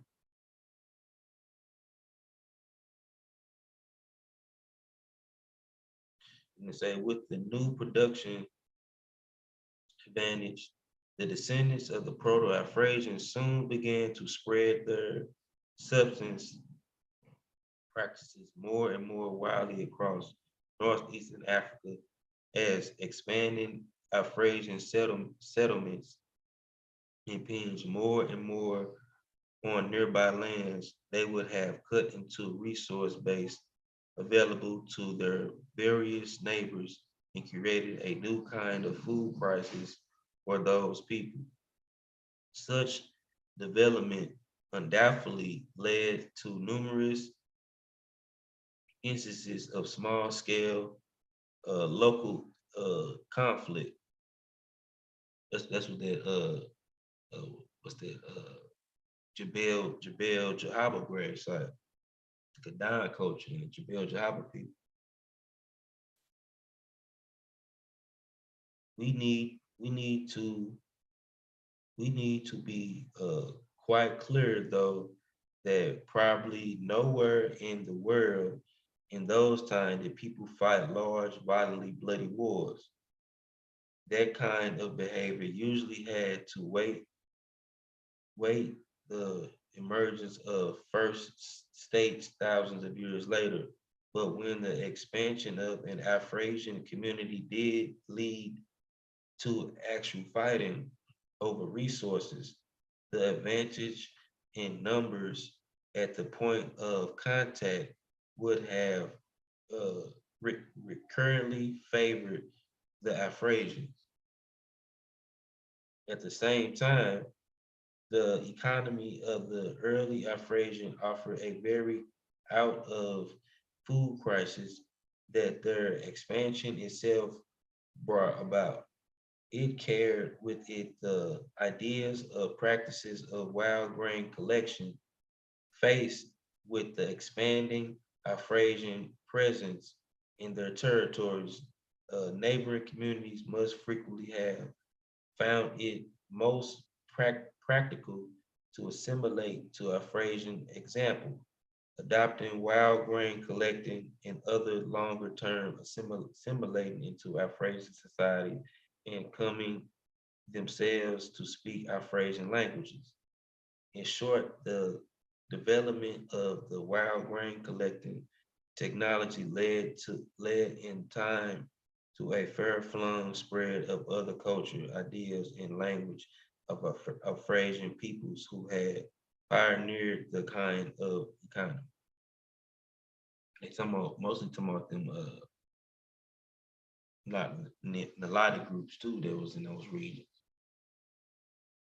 And that's why too is a lot of different Nalados area groups that got a lot of like Cushitic borrowed words and other Afrasian borrowed words like even the Chadic language family. They basically now it's Aryans, but they got they had a trade off with certain Afroasiatic speaking population.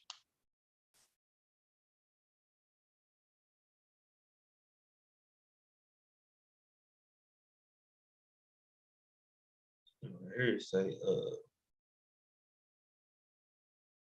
two primary. Okay, this is the breakdown of the different groups, the different Afro-Asian groups. Breakdown. Two primary groupings of communities across arose before 15,000 BCE among the descendants of the Proto-Afrasians. One of these, the South Afrasians, established themselves in both central and southern parts of Ethiopian highlands.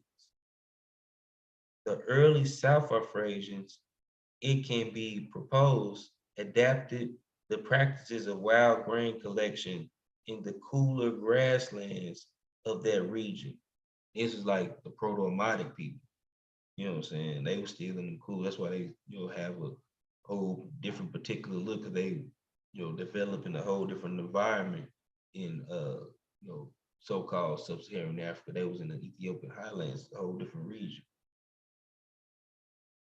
Just one Southern Afrasian group, the Amadic language of the Southern Highlands are still spoken today.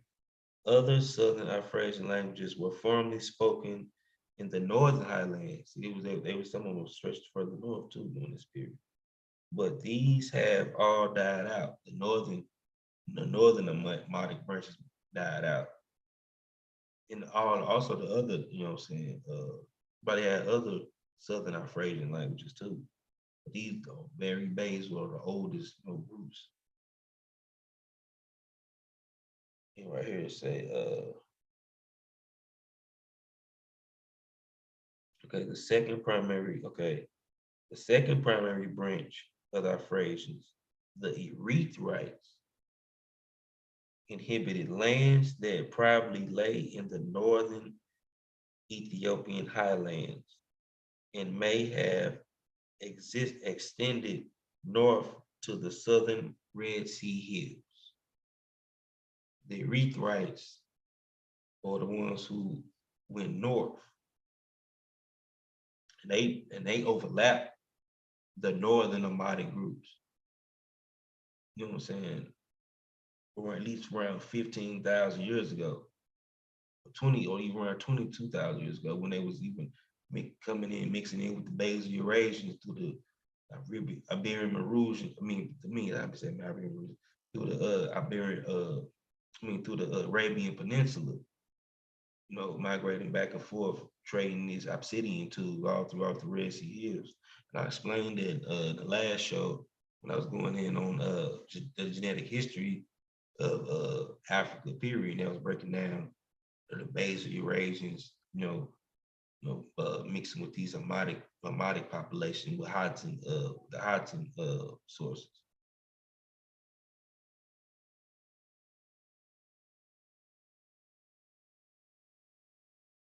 Yeah, the cultivation started there in the Levant area.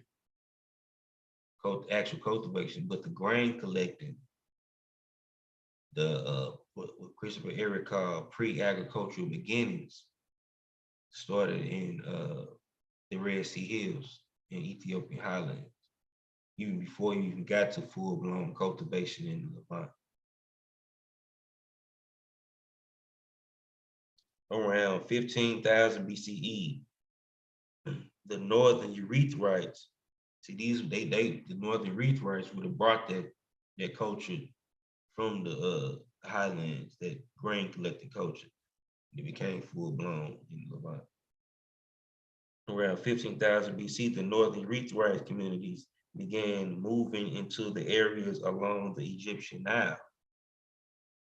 The signal of the arrival was the appearance of a new tool in the archaeology of Egypt, a small crescent-shaped stone blade used in harvesting of grain. Over the next 2,000 years, the early northern Erythrites spread their wild grain based substance practices northward towards the Nile Delta. And see, they still hunter gatherers. They don't even full-blown agriculturalists yet. They're just collecting the grain, collecting wild grain before they even cultivate it. They brought that culture up there.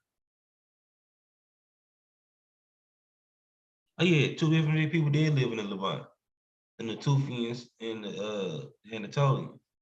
But the Natufians brought the grain, the wild grain cultivating aspect to that region. The Anatolian Neolithic people in our Iranian farmers, they brought a whole nother aspect, to the region. They brought the goat, the goat form, the cow, the cow domestication, the pigs, all that shit.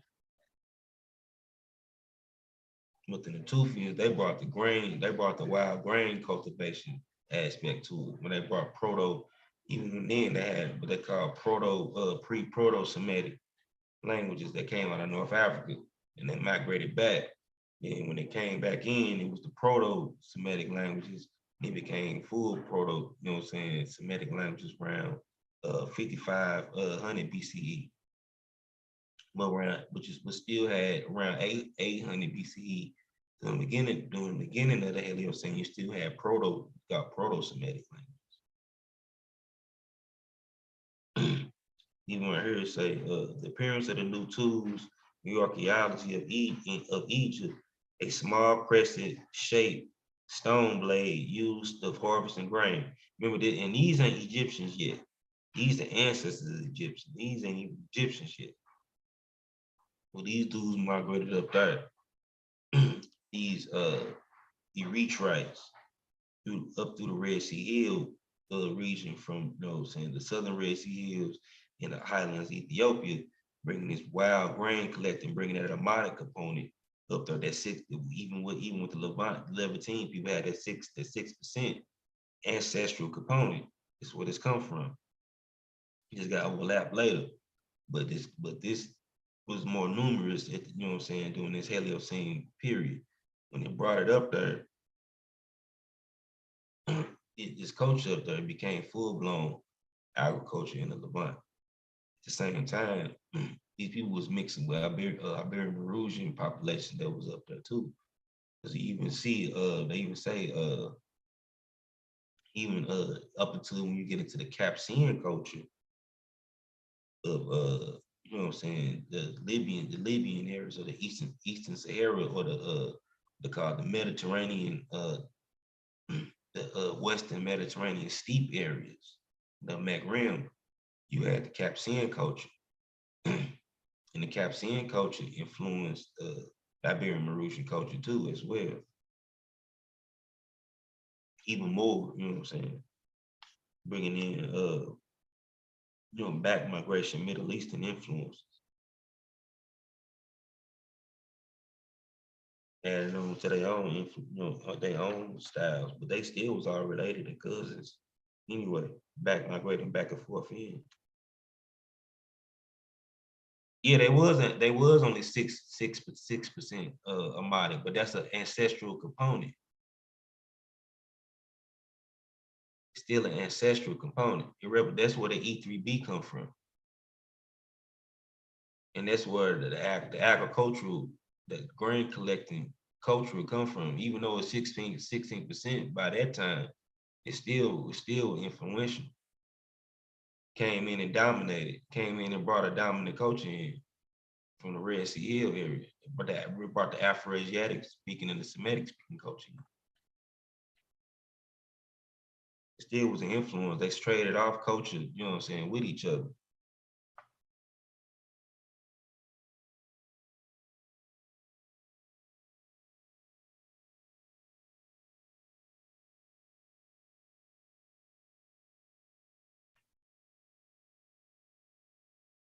Shit, what's good with my brother Melvin in the building, Odo gang in the building? What's up with it?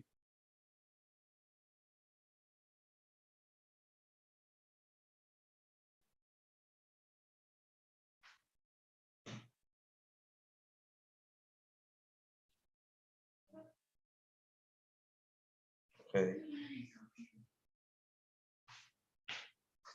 Okay, I was here.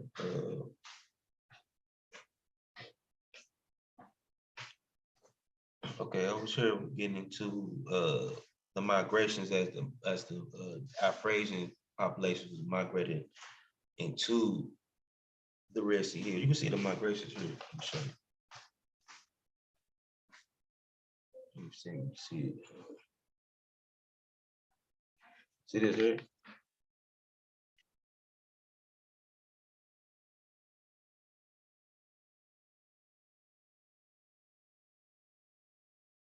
This is around,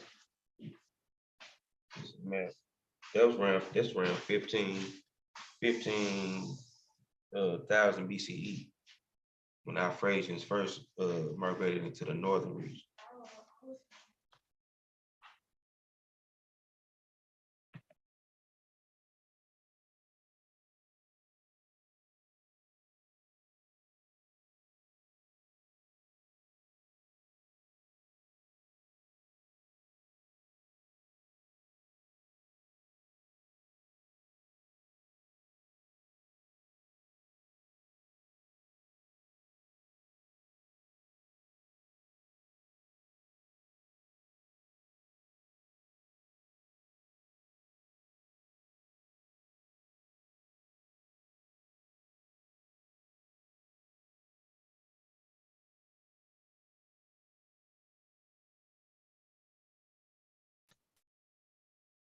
Put a link in the chat if anybody want to build on this with me.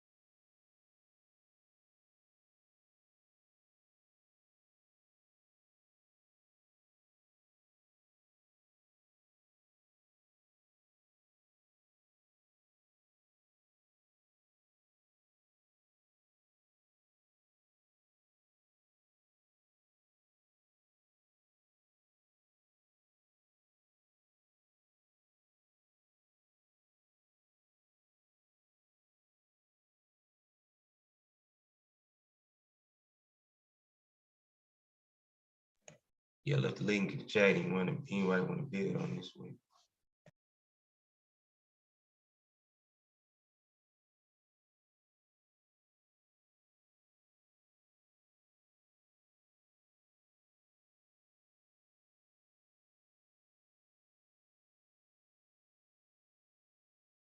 Right here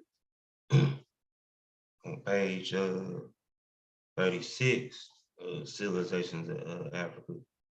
It say over the next 2,000 years, the early northern Erythrites spread their wild grain-based substance practices northward the depth through the Nile Delta, over time assimilating the local communities of the different areas into their expanding societies.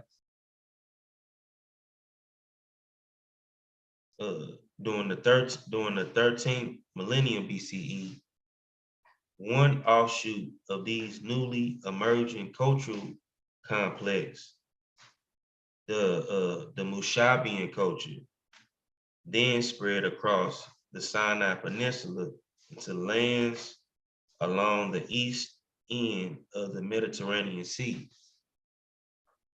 In those areas, the Mushabin communities established themselves as neighbors of peoples belonging to the Kiborian culture.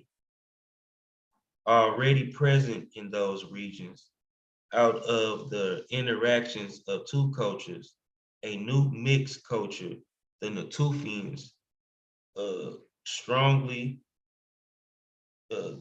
committed to the practices of wild grain collection, then merged between 11,000 BCE and 10,000 BCE.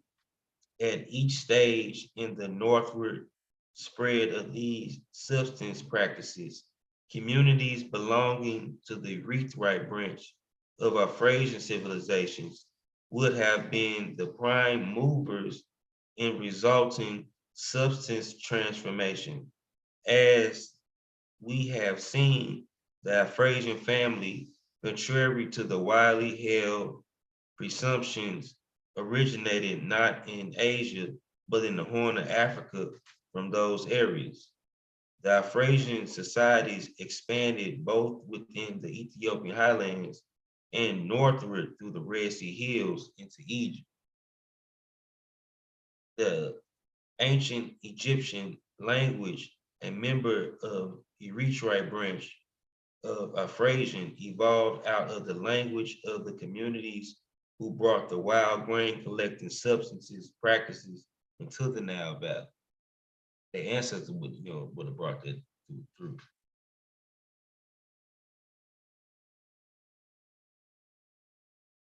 Yeah, some stuff did come out. Yeah, it definitely came out of Africa. The wild grain collecting culture came out of Africa. And the donkey. The donkey came out of Africa too.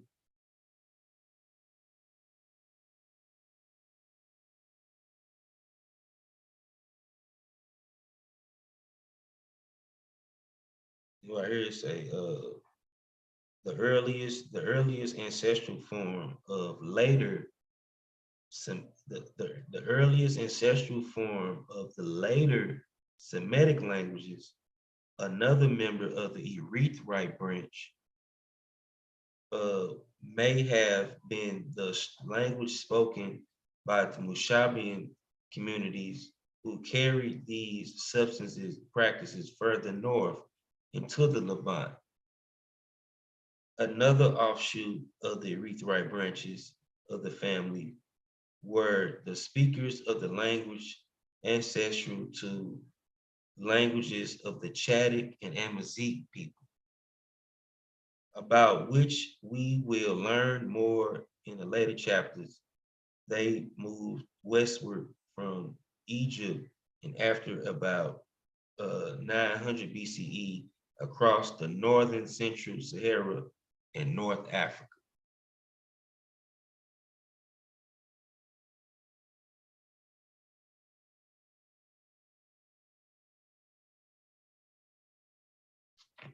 Grain collectors, man. As I heard, societies and customs of ancient Afrasians. What sort of social, political institutions existed among the early Afrasian wild grain and wild grain collectors? What do we know of their material culture? What kind of beliefs did they hold? And what can we say about their arts and musical instruments? I know one thing that came up with them string instruments.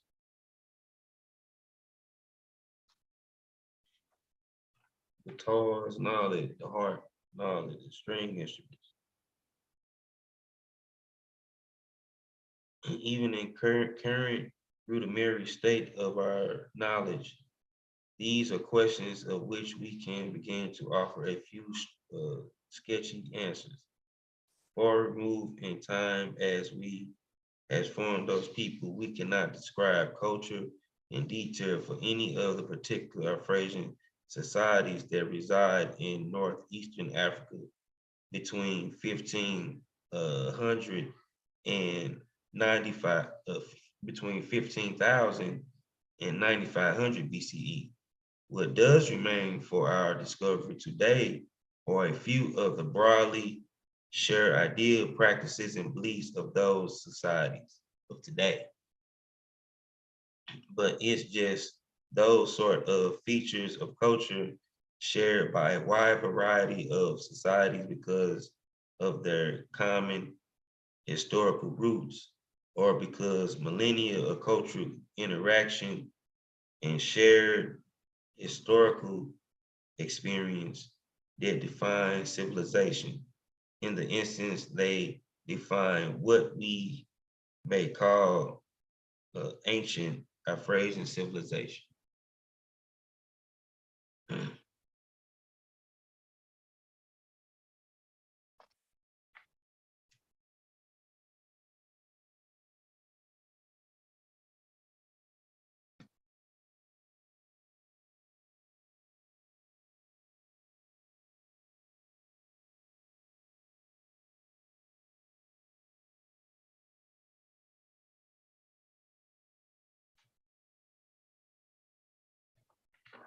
You right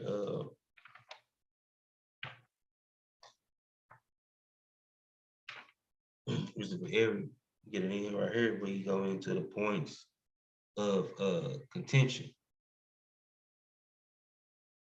He said the old Western and Middle Eastern presumption that Afrasian or Afroasiatic language family originated in Asia can simply no longer be sustained now that we have large bodies of the first-rate data from the African branches of the family.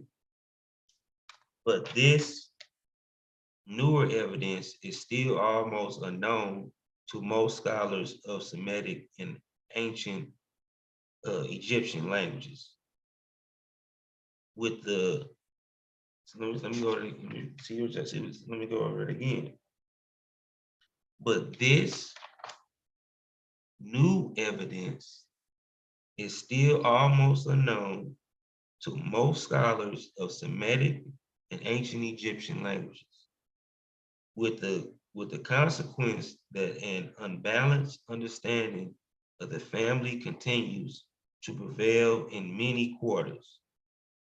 Unfortunately, the outdated view of the Afrasian as having an Asian origin also continues to affect not only popular thinking, but the interpretation of scholars in the field.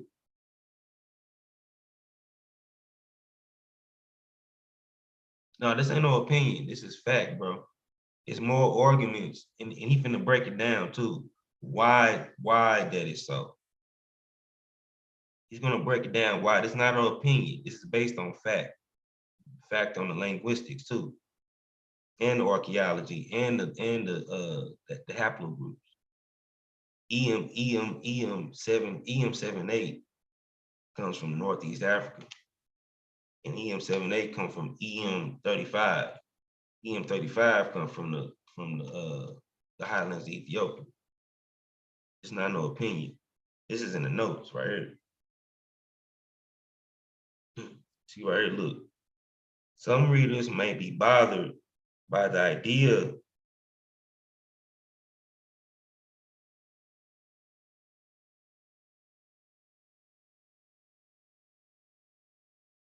the people still remain on the Red Sea Hills. They became the Beja people. Some people still stayed. Some people stayed and some people migrated and went on. The ancestors, they split up. Egyptians just didn't pop up there. Ancestors of the Egyptians migrated there 15,000 years ago. Everything ain't Egyptian. Egyptians have ancestors. And even said right here.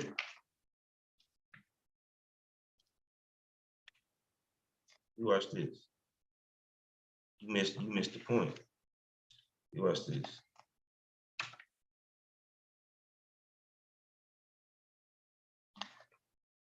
People became, they became the Egyptians and became the other groups. Egyptians, you wouldn't know Egyptians until 3100 BC. The Egyptians got ancestors.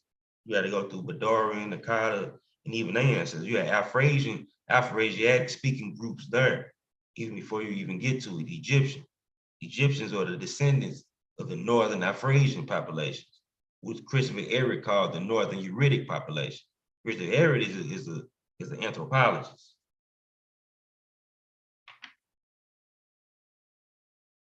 He's a well-renowned anthropologist. His book has been printed by Virginia, University of Virginia Press.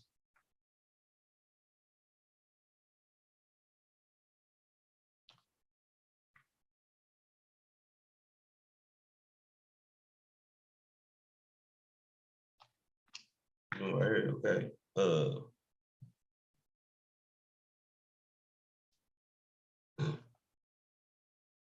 Okay, even right here, okay. During the 13th millennium BCE, one offshoot of the newly emerging cultural complex of the Mushaban culture then spread across the Sinai Peninsula into the lands along the east in the Mediterranean Sea. In those areas, the Mushaban communities established themselves as neighbors of the peoples belonging to the Kiberian culture, already present in those regions. Out of the interactions of two cultures, a new mixed culture, the Natufian, strongly committed to the practices of the wild grain collection, then emerged between 11,000 to 10,000 BC. And the Natufians, The Tufians would emerge with West, you know what I'm saying, South, you know, what Northwestern Semitic, you know, I mean, not Northwestern Semitic, but Northwestern Asian population that was already there. They would have spoken some of their own language that wouldn't even been Semitic language.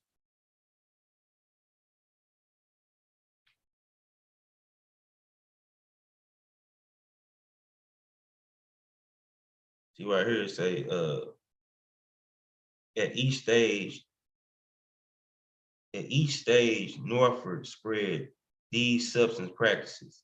Communities belonging to the Erythrite branch of Afrasian civilizations, which have been prime movers in the resulting substance transformation. As we have seen, the Afrasian family, contrary to widely held presumption, originated not in Asia, but in the Horn of Africa from those areas. Afrasian societies expanded both within Ethiopian highlands and northward through the Red Sea Hills into Egypt. The ancient Egyptian language, a member of the Erythrite branch of Afrasian, evolved out of the language of the communities who brought the wild grain collecting substances practices into the Nile Valley. So the groups that migrated from the Red Sea Hills into the Nile Valley would have been the ancestors of Egyptians, the Amazigh, Proto-Chadic, and the Semitic people. And some of the Erythrites too, in the Cushitic groups will represent a more basal branch, who would have branched off the Erythrite branches too, who represent the southern Erythrite branches, who would have still remained in the southern Red Sea Hill area. They still lived in the ancestral land area, the Cushitic, the future or the Proto-Cushitic groups. And they would have back migrated into the Horn around 6 millennium BC, between 6 millennium BC and 3500 BCE.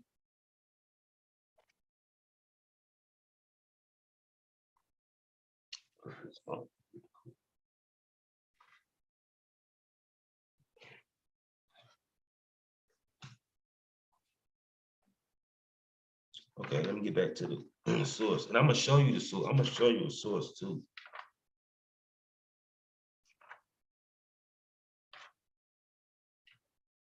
Okay.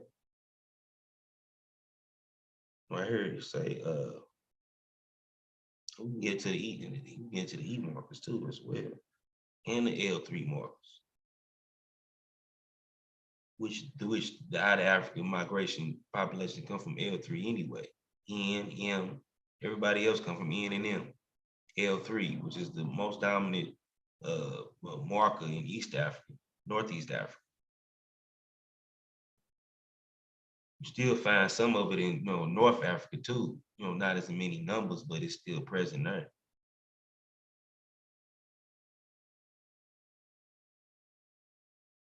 Okay, it says some readers might be bothered by the idea that Semitic and Egyptian languages are related, because they think such a relationship would make Egyptian an Asian language. Of course, that is not so.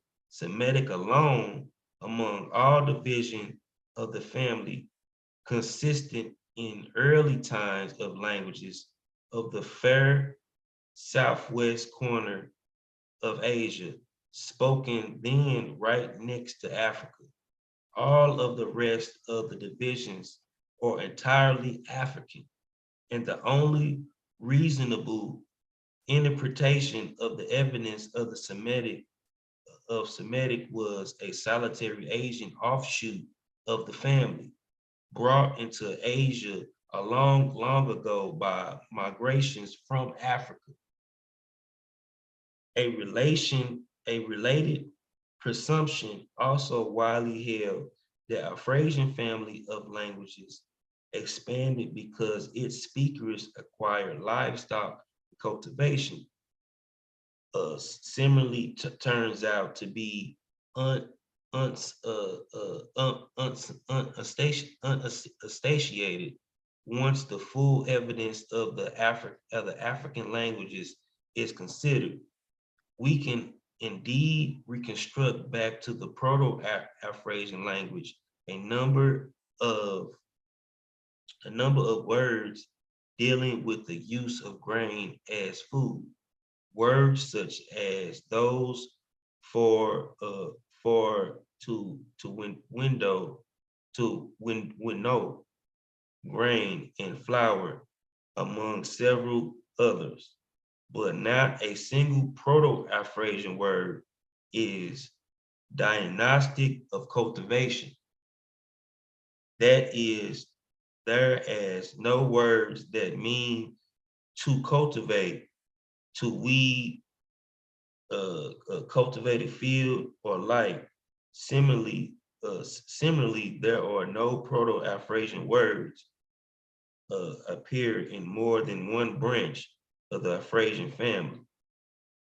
Hold on, I back read. Similarly, there is no Proto-Afrasian words diagnostics of raising of livestock.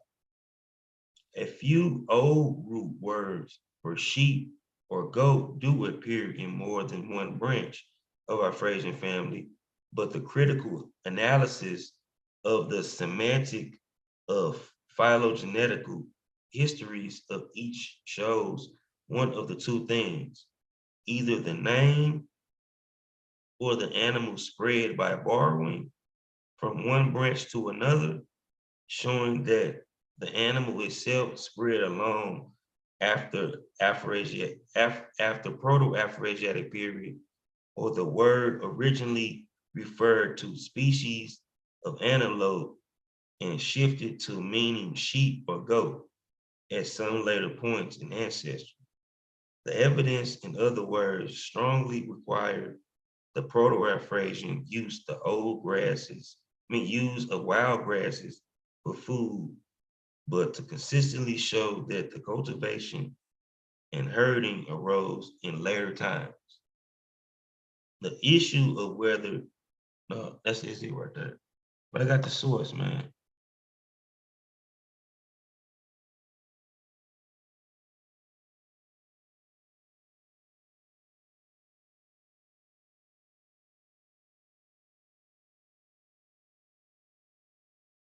Yeah, but let me show you this though.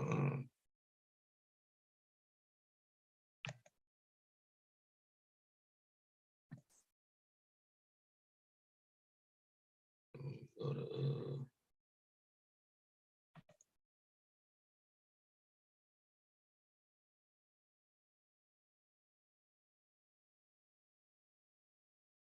go to my Google Docs real quick.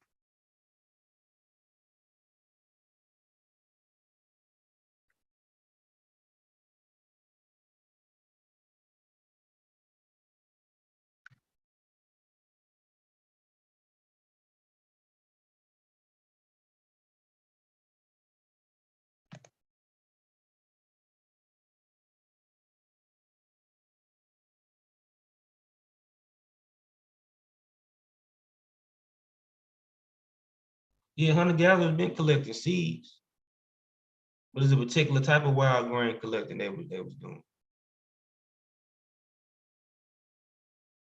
That's what hunter-gatherers do. They hunt, they gather seeds. But it's a particular type of grasses and what they was doing with the grasses was they was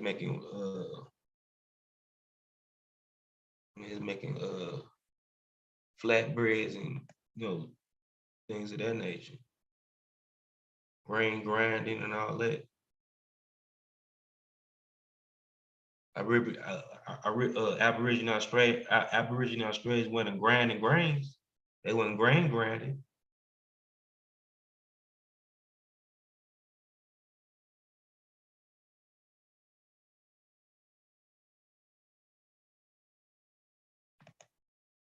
They was collecting, hunting and gathering like everybody else was.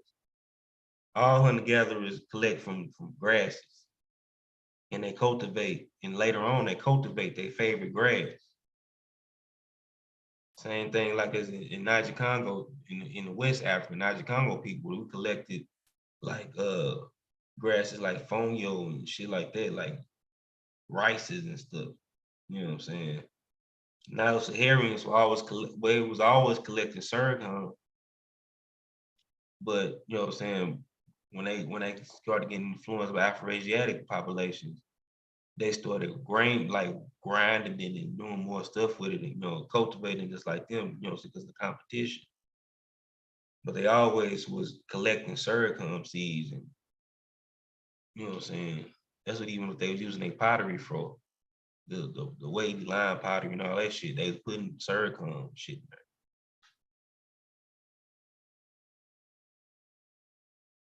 Let me see.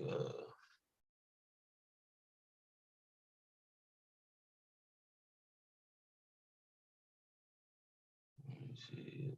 Here we go.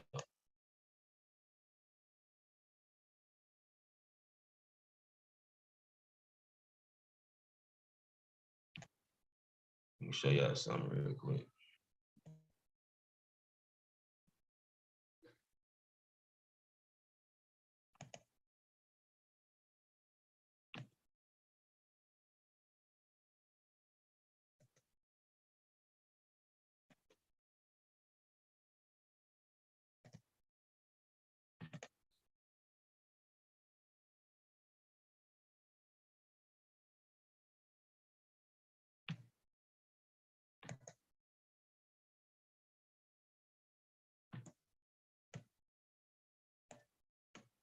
This is where the source come from.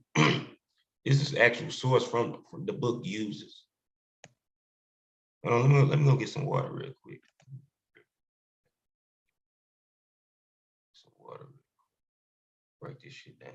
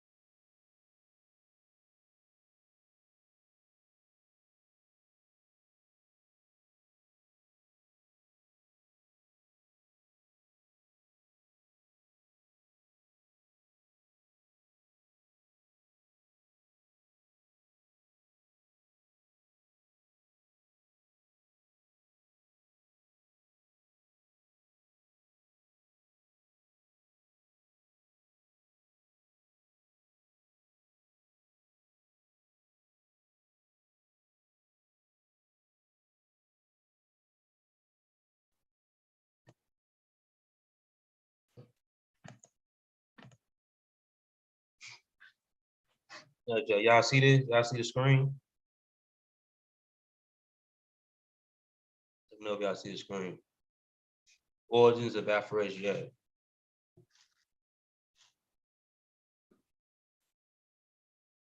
Tap in if y'all let me hear this.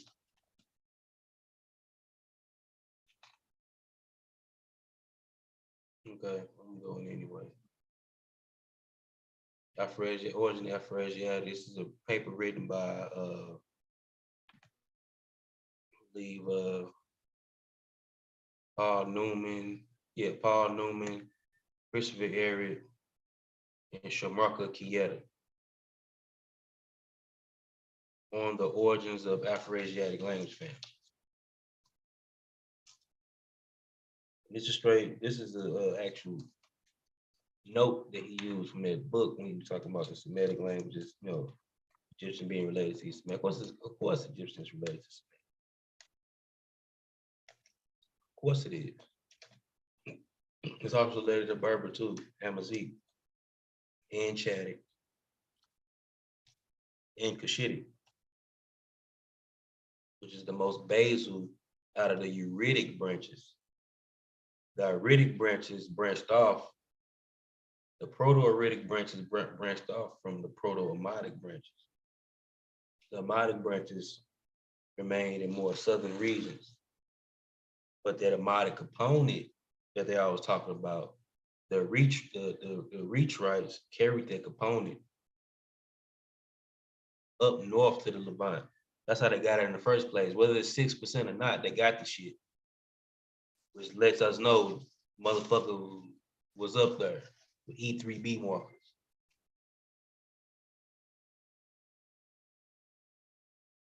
That's what happened to Y chromosomes, of course. You know what I'm saying? They went up there, brought up a particular culture.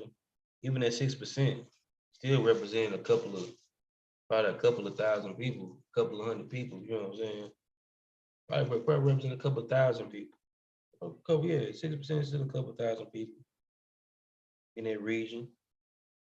And of course, you know what I'm saying, people levels are already there, of course. But their culture still brought a presence there.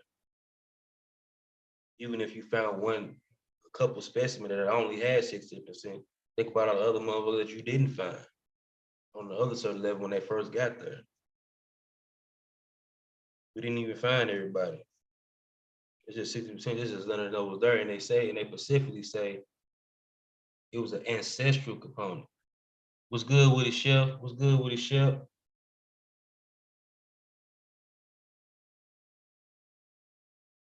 Put the link in there when anybody want to come in.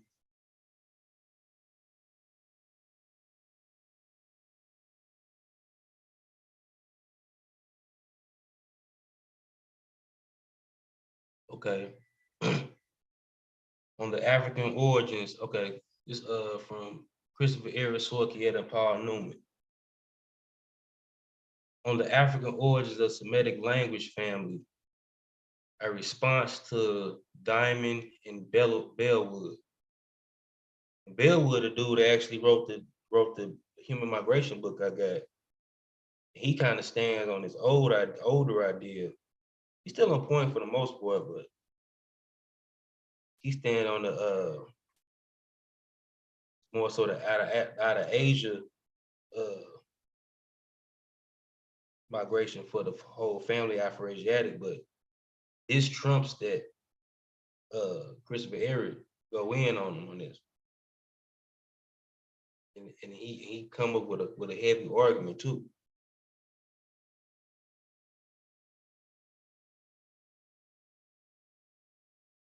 He says it needs to be studied, but he says more argument for this. Even I showed y'all on the other show on the genetic history of Africa. You have more argument from which place of Africa come from, more so which place of Levant did it came from. Whether it came from the Red Sea Hill area or Sudan, or whether it came from the Red Sea Hill area, the Highland Ethiopia, or whether they came from southwest Ethiopia, what Roger Blanche uh, hypothesis is. We have more arguments of which place in Africa came from. Africa, the African country got the most diversity of the language branches, which is a tell in linguistics in the first place is a telltale sign that the Euhermiid is in that area where you have the most diversity of the language. You only got one branch in Asia, which is Semitic.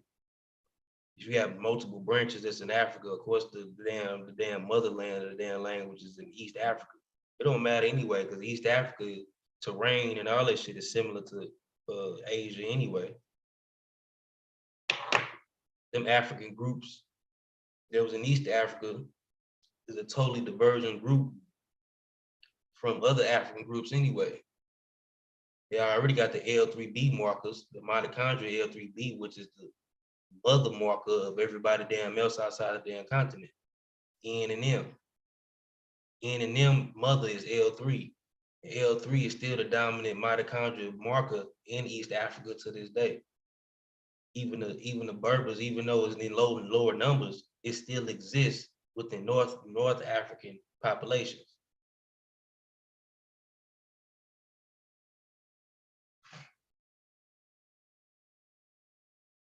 Right here, I'm gonna get it in. They was talking about with Diamond, that was going on about Diamond, Jared Diamond dude that wrote, the Jared Diamond dude that wrote Germs, Guns, and Steel.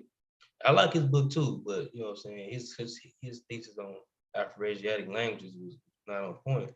And this is the argument that they build up. Diamond and Bellawood suggest that the food production and Afro-Asiatic language family were brought simultaneously from the Near East by endemic diffusion. In this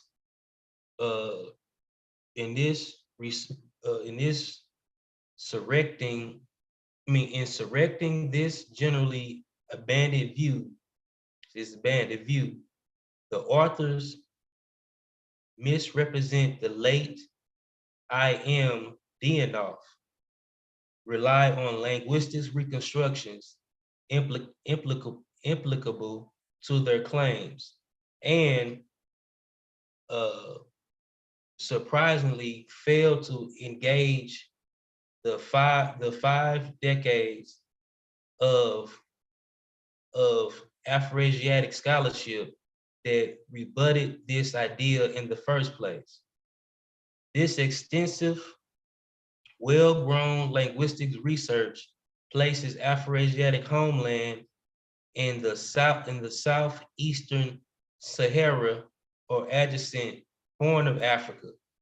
And when all the Afro-Asiatic branches are included, strongly indicate a pre-food producing proto-Afro-Asiatic economy, even before you even get to the full-blown cultivating. See, this is anthropology. You have to go step by step. Agriculture just don't jump out from nowhere. You have to go step by step. That's like the same thing in evolution. You got to get through Lucy, you got to get to the Australopithecine before you get to the Homo sapiens.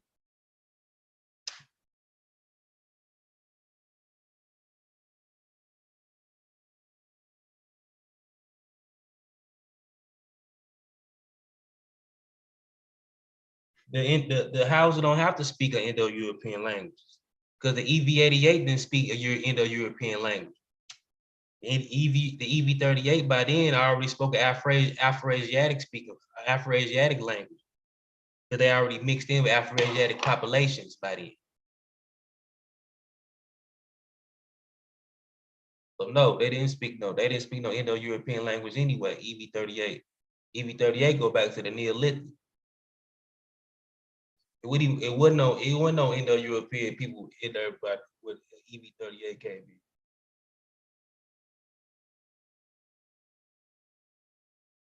EV38 came into North Africa 7,000 years ago. 7,000 BC. It wasn't no Indo-European speakers there in that region. They didn't speak no Indo-European language.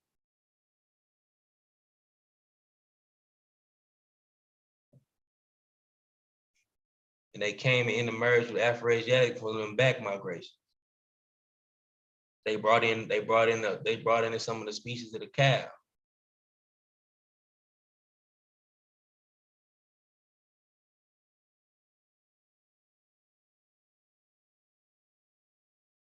The Bostorian cow came in through the Balkans.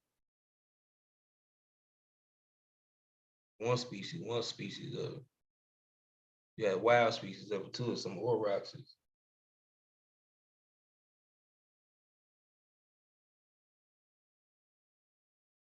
Okay. Let me get in, okay. This extensive southeastern Sahara, okay, we went in on that, okay. A careful reading of Dionov shows his continuing adherence to his long-held position of an exclusive African origin for the family. He excessively describes Proto-Afroasiatic vocabulary as consistent with non-food producing and links it to pre-Neolithic cultures and the Levant and in African south of Egypt, noting that the latter to be the older. Dionov does devise his common Semitic homeland, moving it from solely within Northeast Africa to areas straddling the Delta Sinai, but continues to place the other 5 branches origins wholly in Africa. Archaeology data suggests a pre-food producing population movement from Africa into the Levant, consistent with the linguistic argument for a pre-Neolithic migration of pre-Proto-Semitic speakers out of Africa via Sinai.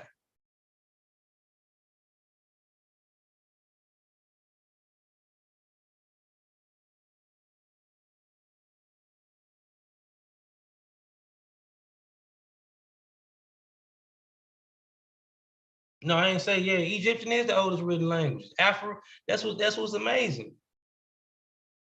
The oldest written language family comes from an Afroasiatic language.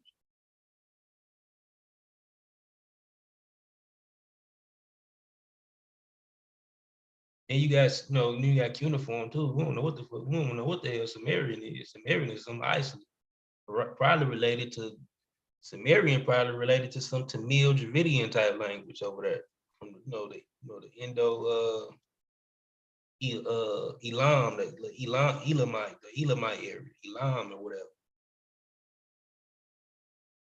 They call it Proto-Euphratite. That's what they call it. They say the Sumerian language comes from Proto-Euphratite. They say it's probably some type of language that's related to other Iceland languages, like the Caucasus languages and shit and all that shit. But the Egyptian languages, yeah, you know what I'm saying? I'm not talking about the language script, I'm talking about the spoken language.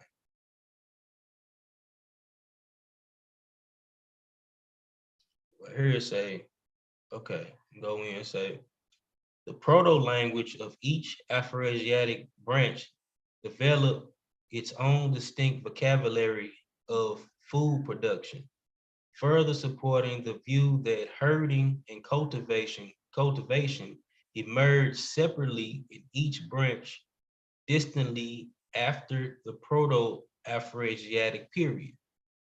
Diamond and Bellawood adopted Milledrift's. Milledrift, he the one that goes with the Asian theory of the language origin. I don't agree with Milledrift. Solitary, Milledrift still based off the Hamitic, the Hamitic and what's called it, the Hamitic Semitic shit. Solitary encounter claim.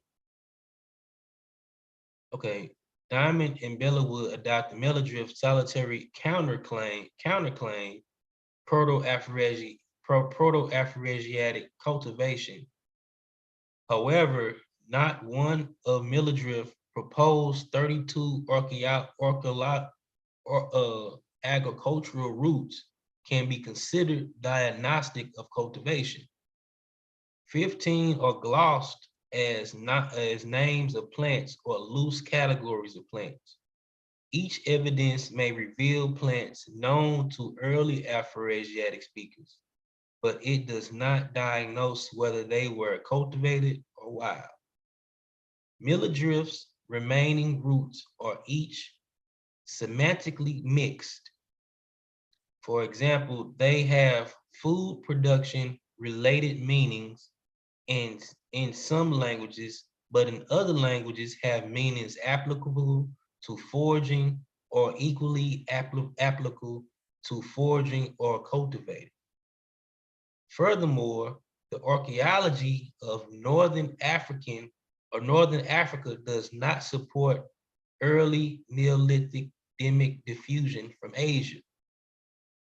The evidence presented by Westerdrum indicates the early African farmers in the Fayum initially incorporated Near Eastern domesticated into an indigenous foraging strategy, and only over time developed a dependence of horticulture. This consistent with a in migrating forming settlers who would have brought more aberrant change in substance strategy. The same archaeological pattern occurs west of Egypt. Here, domestic animals and later grains were gradually adapted after 8 to 7,000 BP into the established pre-agricultural Capsian culture, present across North Sahara, present across North Sahara since 10,000 BP. From this continuity, it has been continued that the pre-food production Capsian peoples spoke languages ancestral to Berber and or Chadic languages of Afroasiatic. Furthermore, there is evidence that cattle domestication independently occurred in early Heliocene Eastern Sahara earlier than Near East, casting doubt on the idea of interdirectional spread of food production from the Levant. A critical reading of the idea of genetic analysis specified those of Y chromosomes phylographically and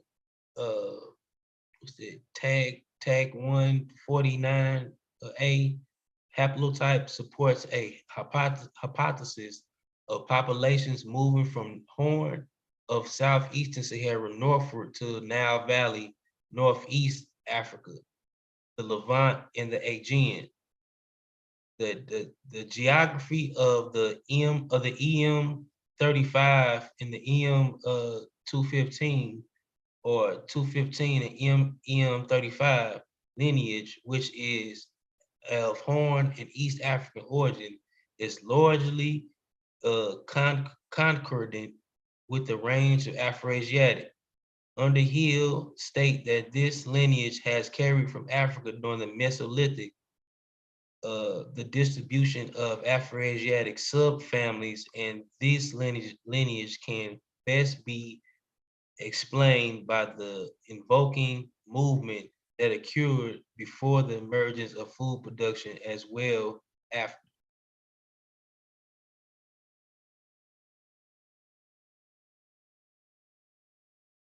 No, the Tufians wasn't 100% North Africa. I mean, East Africa. It wasn't.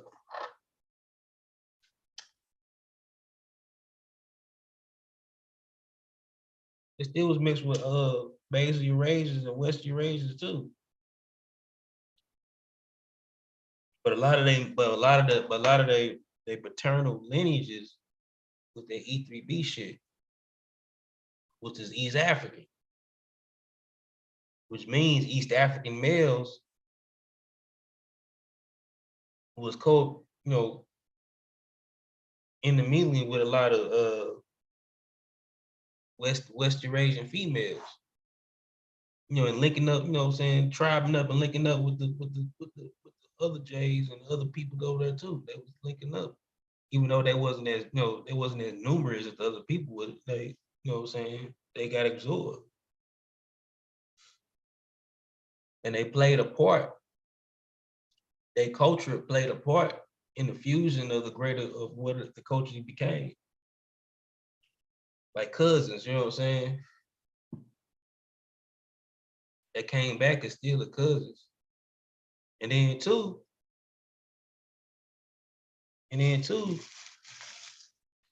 the Y chromosome, not even for some more, if you look at the Y chromosome, a lot of them dudes that came up there had L3. Mitochondria L3, which is the mother of everybody continent, it's related to everybody outside the continent anyway. It's already like a, you know what I'm saying? Damn, they're already out the continent. And then they already got M, they got M's back migrated in, U6 back migrated in. Those are commonly with the Afro-Asiatic population, letting you know these people been mixing in back and forth a long time. Even before you even get the lighter skin variants and shit. You know what I'm saying? You still had you still look Eurasian, it had like the like the wavy curly hair and shit, like Proto-Dravidians. Or Vidoids, what I'm saying? The Vidoids. Basal Eurasian, like I showed last show.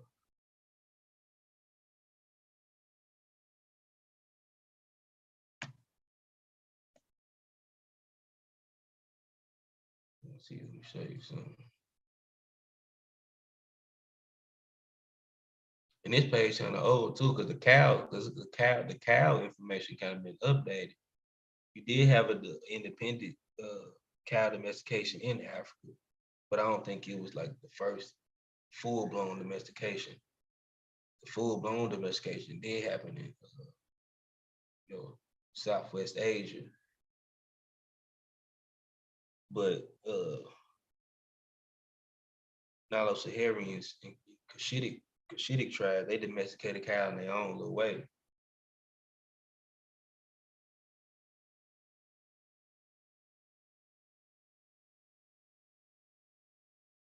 The Cushitic groups got it from their North Uritic cousins.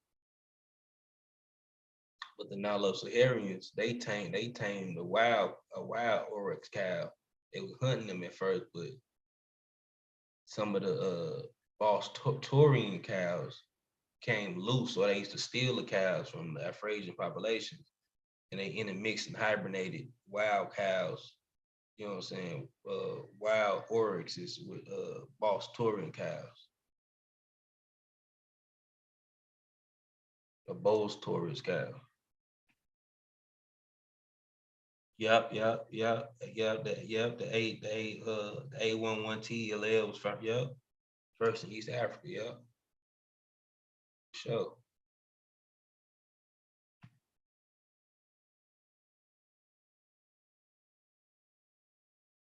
That's a fact. Let me stop sharing real quick.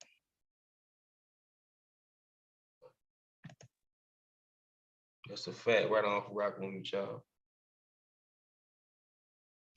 That source ain't even a new source. That source from like 2005. It's still on point though. If you look at the other information. Let me see. Let me go here.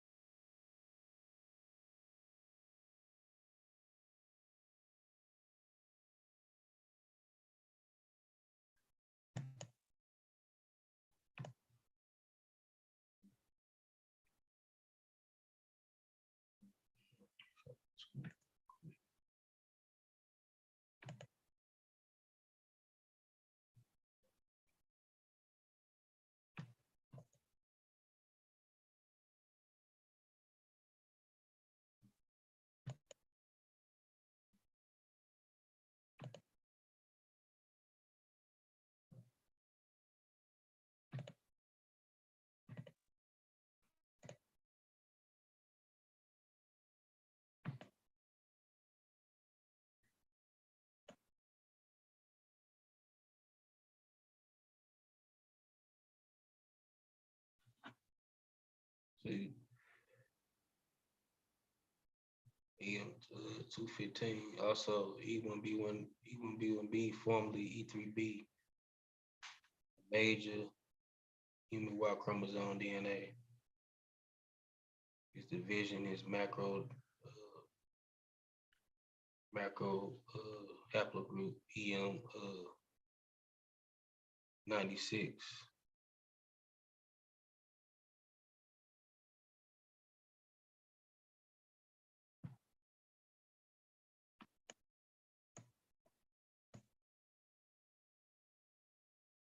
See, that's what I mean right here. Migrations.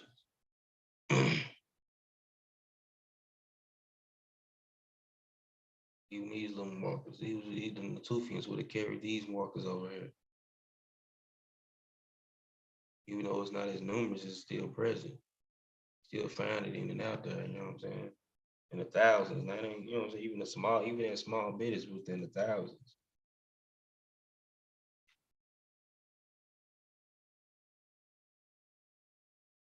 The J is dominant over here, but still that E3B was traveling along with the J markers. People males with J markers.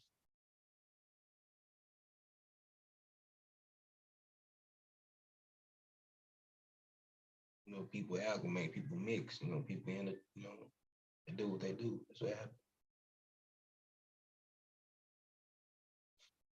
what happens. Just the same way. That's the same way some of these Cushitic groups over here around this Red Sea Hill area. Because originally, you know, they came through here, the Red Sea Hill area, migrated, you know what I'm saying, migrated north, split up, you know, mutated up here and split up different directions. Had two branches that merged off from EM30, EM35.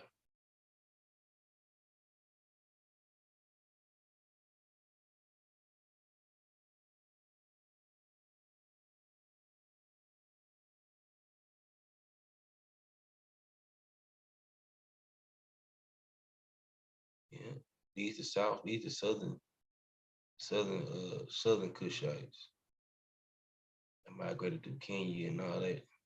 They the ones that taught the Khoi sign or the Khoi pastoralism.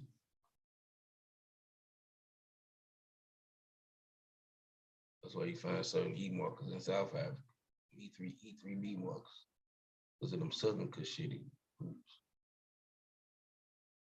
You had East Cushitic groups, which is the Somalians and all them part of the Oromo, the Samato, the Obito, all them groups. Eastern Cushitic groups, you know what I'm saying? That they only they stayed up north of Kenya and shit like the Romo. You got northern Kenya, you got the Romo groups.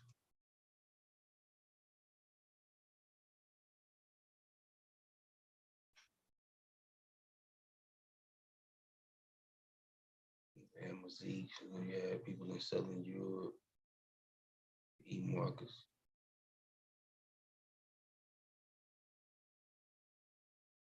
Matter of fact, let me do this.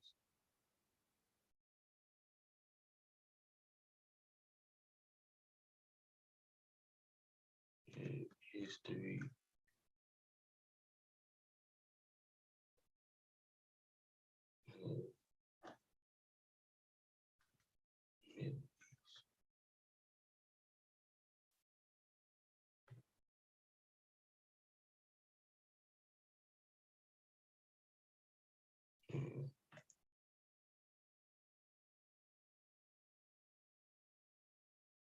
Yeah.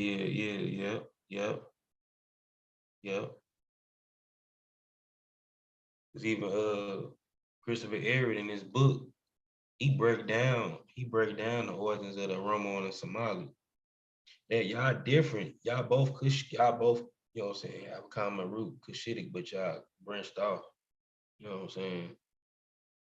the Oromo, they call them the Kansu Oromo. That's what the group you know what I'm saying, they come from based on Christopher Herod. You say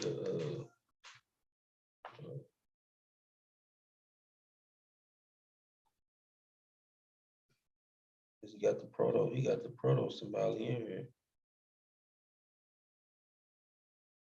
Every talk about the proto Somali.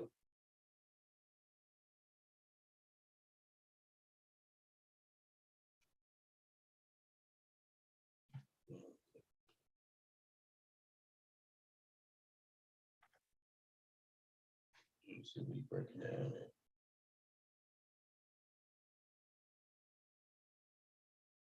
Yeah, I know, y'all. Yeah, the language damn are the same. Y'all both come from the lowland east Cushitic languages.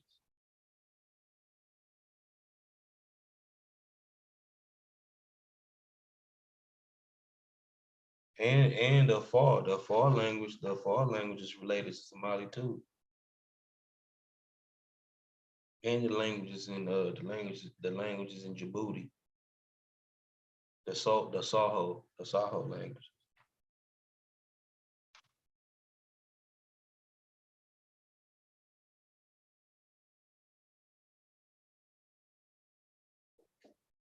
Let me see. Let me see what he's talking about the Somali is. Talk about the origins and everything. I mean, here.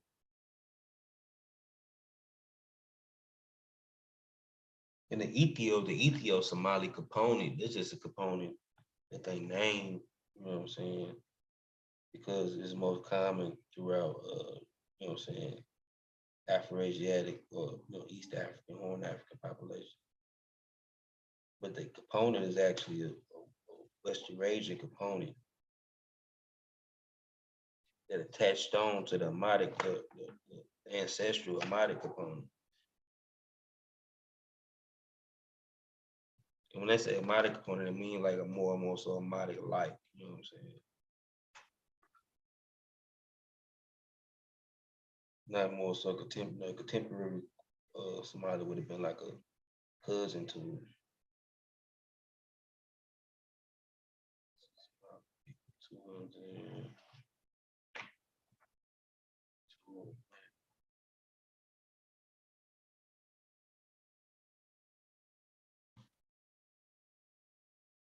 yeah, the Omotana. The Proto-Somali people would have been the Omotana. I heard say the second major expansion of lowland. Okay. Yeah, it say the second major expansion of lowland Eastern Kushites who underway during the second half of the first millennium BCE. The communities involved in these developments spoke a language we call Eastern Omotana. One Eastern Omotana language, because Omotana was a mother branch, had other branches, but one of the branches of Omotana language group, the Proto-Somali, moved south to the last few centuries BCE into what is today northeastern Kenya to survive in these very dry areas. They specialize in cattle raising with little, if any, cultivation. Shortly after that, a closely related Eastern Omotana people, the ancestral Jidu, traveled far eastward, settled near the lower Shibili River by about the 1st century CE. They combined the raising of lowland African grain and sorghum with extensive cattle keeping. At about the same time, the Proto-Somali expanded again, this time directly eastward into the grazing lands between the Juba and Shibili rivers. There they became the neighbors of the ancestral Jidu. The arrival of the Proto-Somali and the ancestral Jidu in the ravine areas of modern-day southern Somalia in the 1st century CE initiated several hundred years of cross-cultural interaction already long resident in the region were the Daholian Southern Cushitic farmers and livestock raisers, as well as large number of independent gather hunter communities, probably some Amadic groups. A complex patchwork of different soils who highly fertile, some suitable only for grazing and some too uh, alkaline or too sandy for the food production at all, had allowed a long-term stable uh, coexistence of two kind of economy to persist since the perhaps 3rd millennium BCE.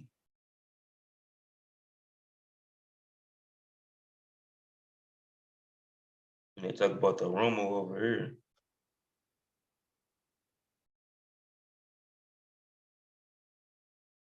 You talk about the episode by 300 CE, new patterns of cultural accommodation among the various inhibitors were taking shape. The Daholians rapidly began to assimilate into the Jidu and to a lesser extent into the Somali communities, and soon seized a form of distant populations. The upland Bantu communities gradually adopted the language of nearby Somali or Jidu as their own, but continued to form economically distinctive communities of the cultivators along the rivers, maintaining among the cultural features notable in styles, music, and dance of the earlier Bantu ancestry. The gatherer hunter groups in time all adopted dialects of Proto-Somali language while maintaining their distinct ways of getting food. Still another expansion, the lowland Eastern Cushitic took place along the Ethiopian Rift Valley, also around very close of the 1st millennium BCE. The instigator of the events were the Khans Oromo, who entered a period of population growth and spread. The reason behind this development are not yet understood, but it had variety of historical consequences.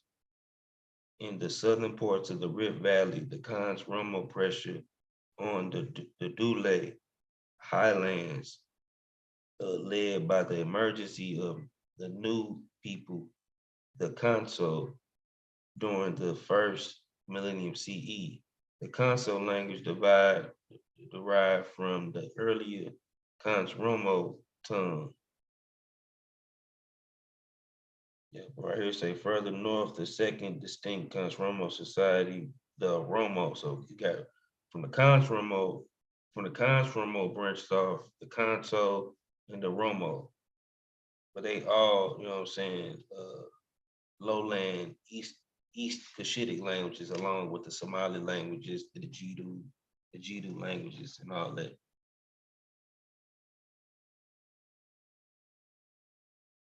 Yeah, the Rendeli, that's a Cushitic language too. They linked up. They used to trade off with the Maasai groups. they mixed in with a little bit of my side.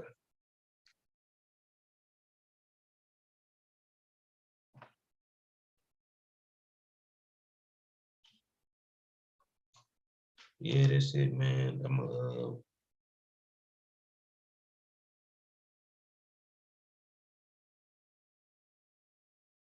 Oh yeah.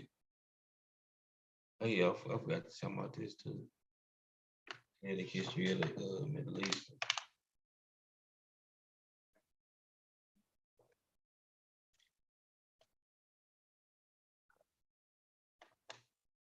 I heard they even talk about Egypt on here.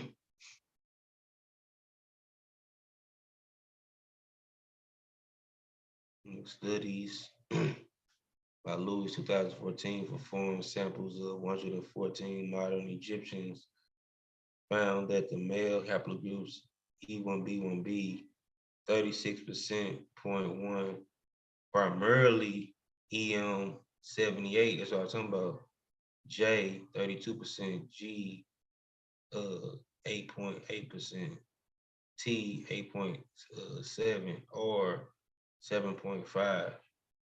The study found that Egyptians Y or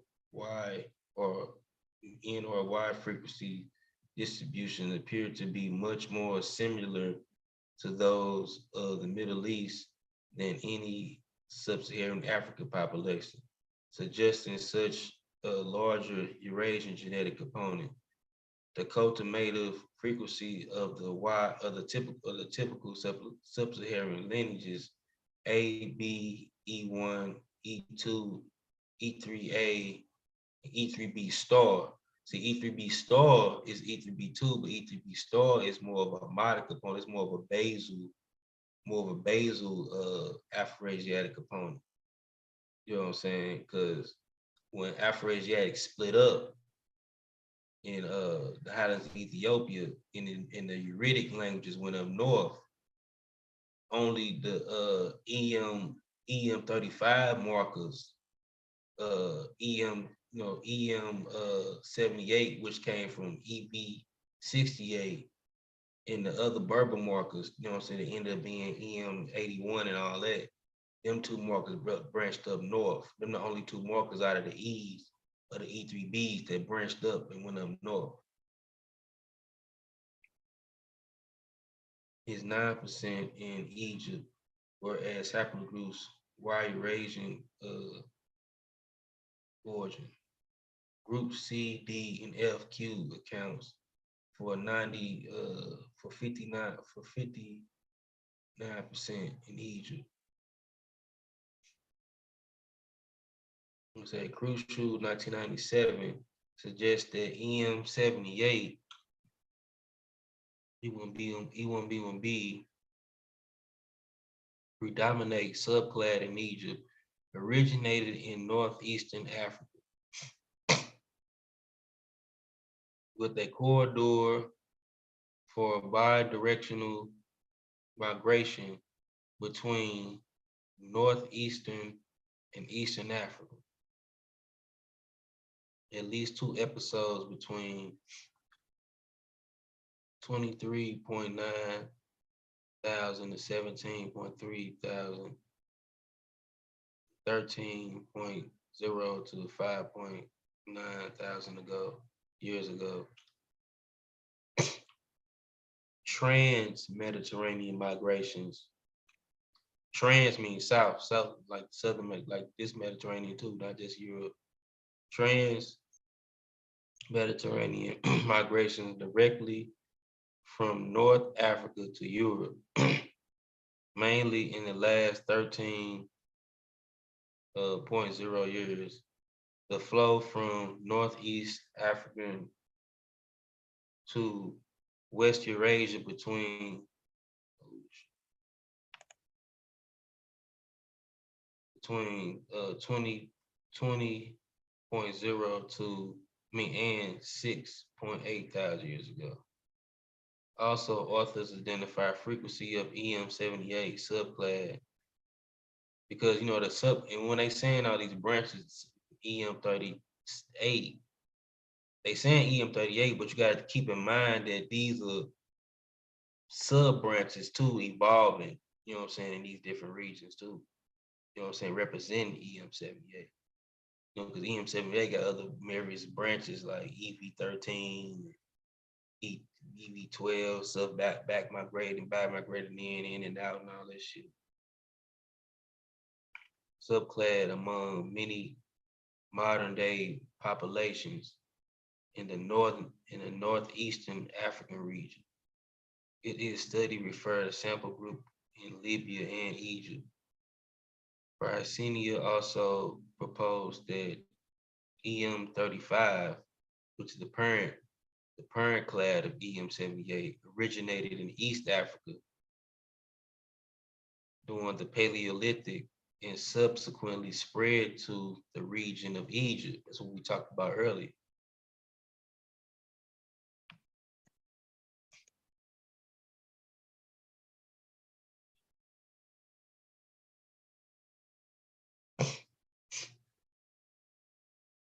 Herbs later on.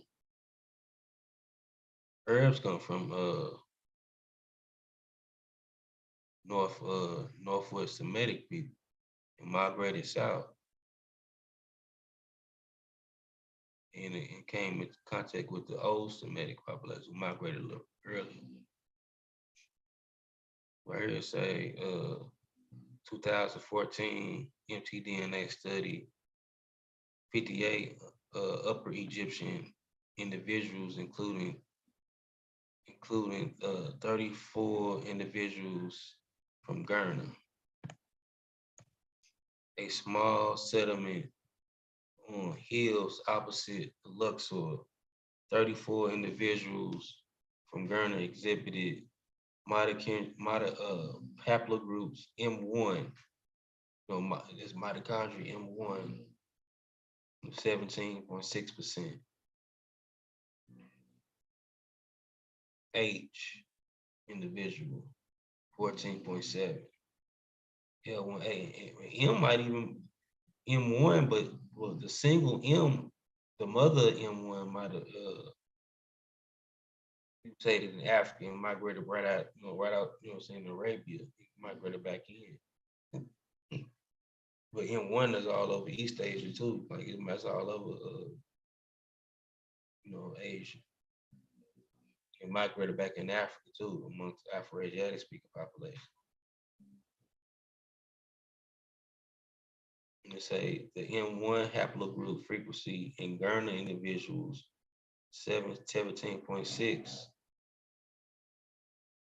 is similar to that seen in Ethiopian population, 20%. So Ethiopians got just as much as M1 as motherfucking Egypt do, along with a West Eurasian component different in haplogroup distribution in the Ghana individual.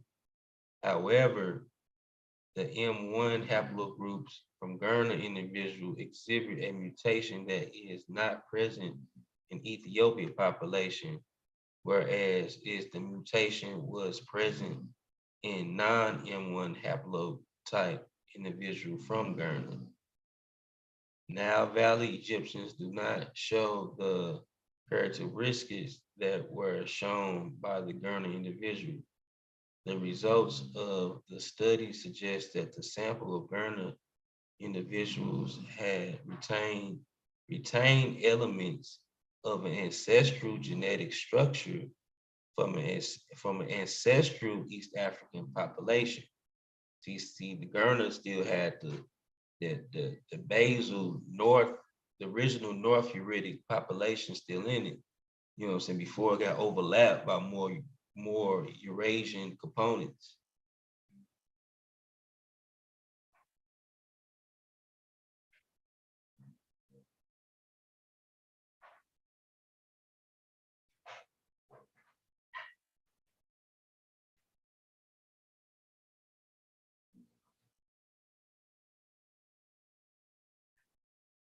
And what I hear it say,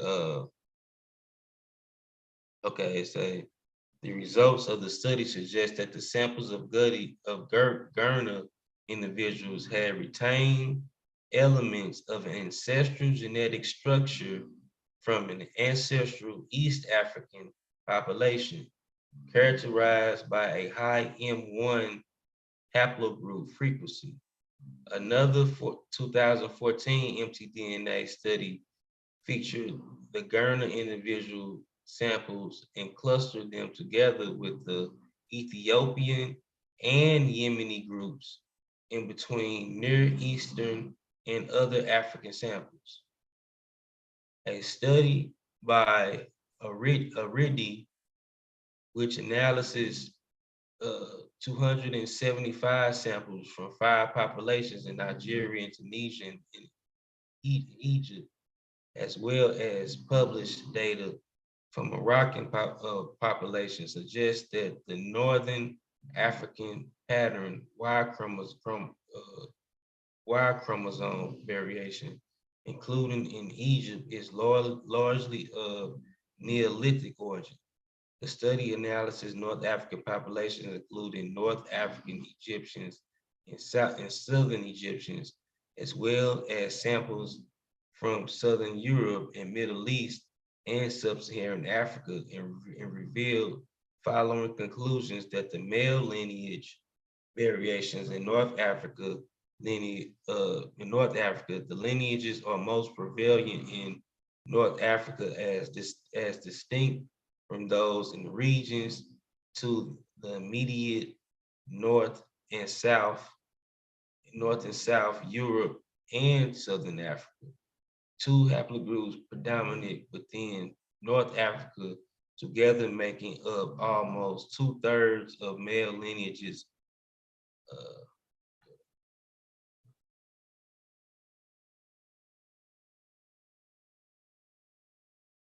The male lineages E3, E3B2 and J, 42% and 20% respectively. E3B2 is rare outside North Africa and is otherwise known only from Mali, Niger, and Sudan. Its immediate south and the Near East and Southern Europe at very low frequency. Haplogroup J reaches its high frequency in the Middle East. So Kenyatta 2008 examined a published Y chromosome data set on Afroasiatic populations and found that a key lineage in EM75 and EM78, that's the E3B markers, it's formed in East Africa, in the highlands of Ethiopia, subclad of, their subclad haplogroup E was shared between the populations of local, was shared between the populations in the locale of the original Egyptian speakers and the modern Cushitic speakers from the Horn, the Beja type. So I told y'all, some of the Nubians, so-called Nubians, that's why I don't like to use the term Nubians. These are different population groups. But some of these people like the A group and the C group, these were Cushitic speakers, Afroasiatic speaking populations. They were close cousins to the Egyptians, who were more of a Northern Uritic population group.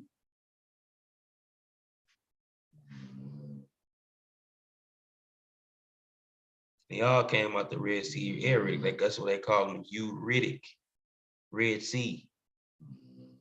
So the Uritic or the same where you get the term Eritrea from. Eritrea. Eretric. That's what he called it, Eretric or Eretic.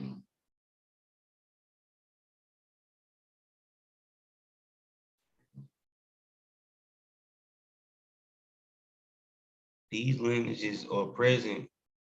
Okay, these lineages are present in Egyptians, Berbers, Cushitic speakers from the Horn of Africa, and Semitic speakers in the Near East.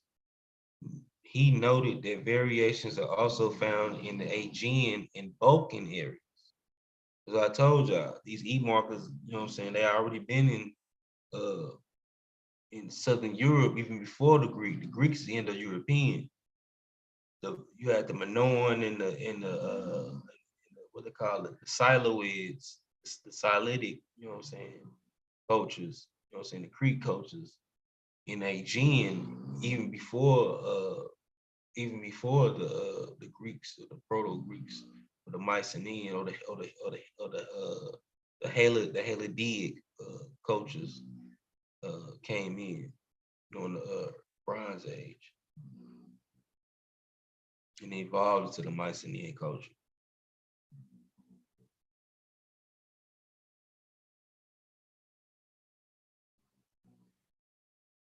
Okay, and okay, he noted the variants are also found in Aegean and Balkans, but the origin of EM75 subclad was in East Africa, and its clades were dominant in a core portion of Afro-Asiatic speaking populations, which include Cushitic, Egyptian, and Berber groups, or Amazigh groups. In contrast, Semitic speakers show a decline in frequency going west to east in the Levantine Syria region. Kieta identified high frequency of EM35, 50% among Amadic populations, but stated that this derived from a small published sample of 12. Kieta also wrote that PM2 mutation was shared by M35 and M2 lineages, and this defined clade originated from East Africa. He concluded that the genetic data gave population profile and clearly indicate that males of African origin is opposed to being of Asian or European descent, but acknowledge that the biodiversity does not indicate any specific set of skin colors or facial features, as populations were subject to macroevolutionary pressures.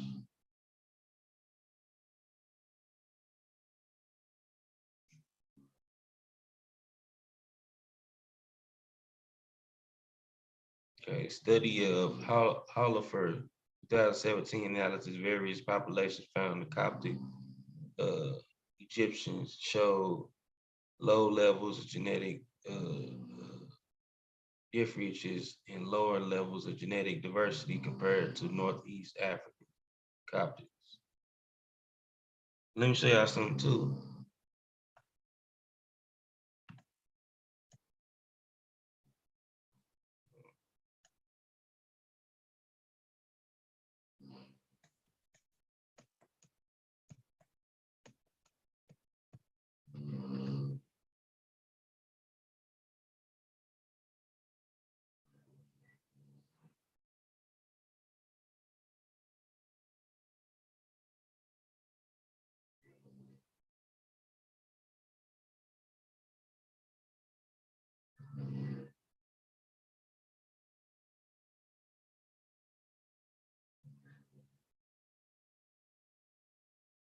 Go ahead like that.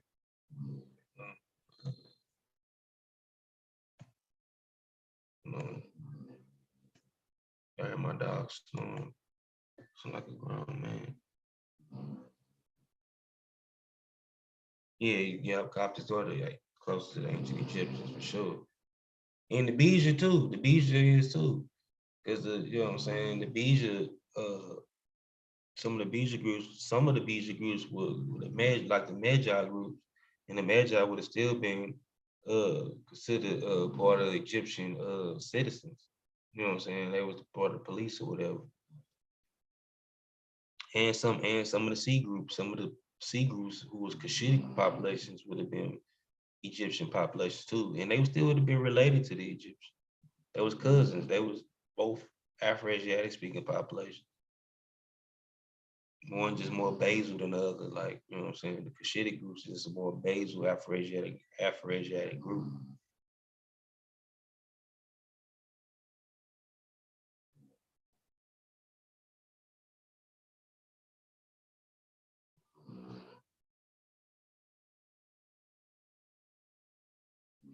Shit, son.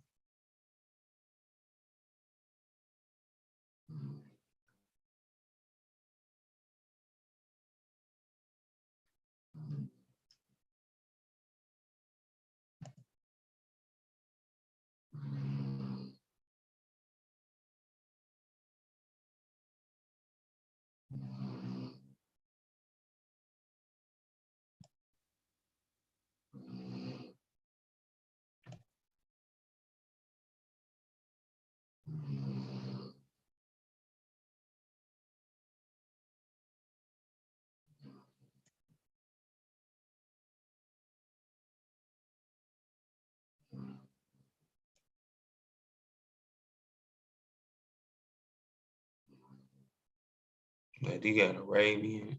It's the Arabic languages up there.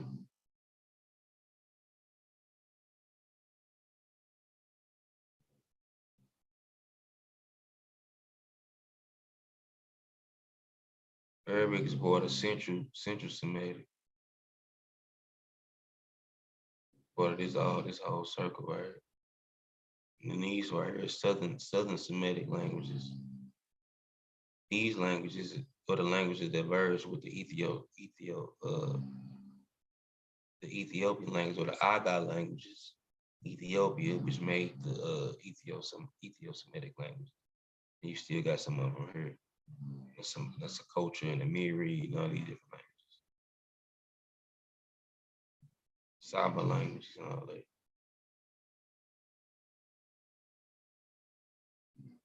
And this was the Eastern Semitic languages.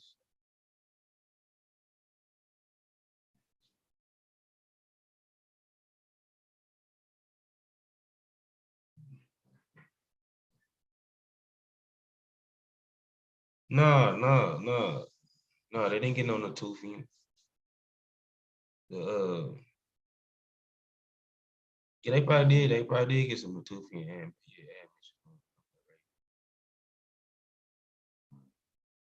but the Natufian even before partially of the Natufian mixture would have already, you know what I'm saying, branched off from you know what I'm saying, branched off from a person that was like you know what I'm saying, you know what I'm saying, a Proto-Uritic group, you know what I'm saying, anyway, that was already mixed with a basal Eurasian population anyway. But yeah, you're right, they would have got the, you know, the Natufian mix from the Arabian, you know what I'm saying, back migrating back in.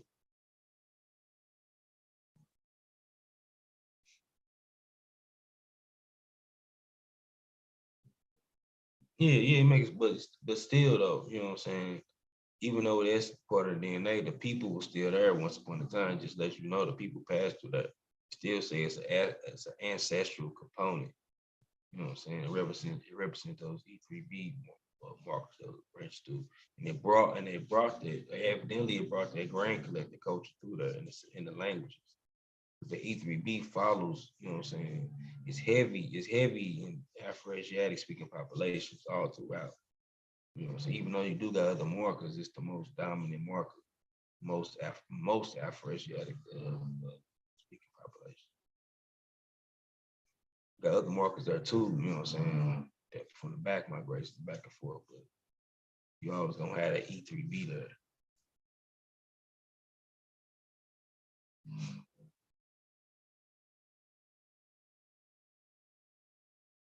Yeah, because they got the Natufians from the Arabian. But they were already, but you know, they was mixed with another group. Watch this. Show you again, man.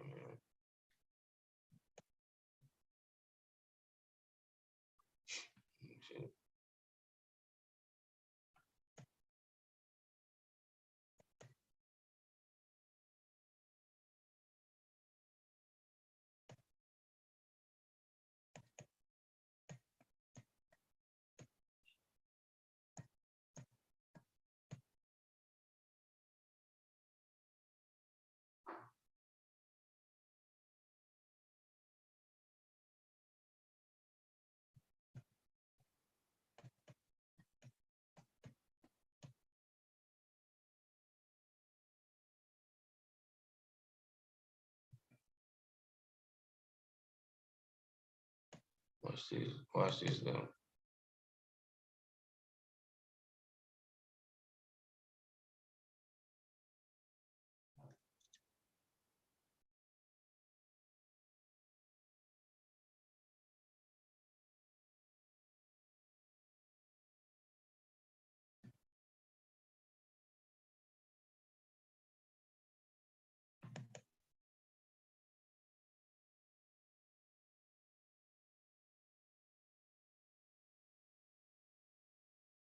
Okay.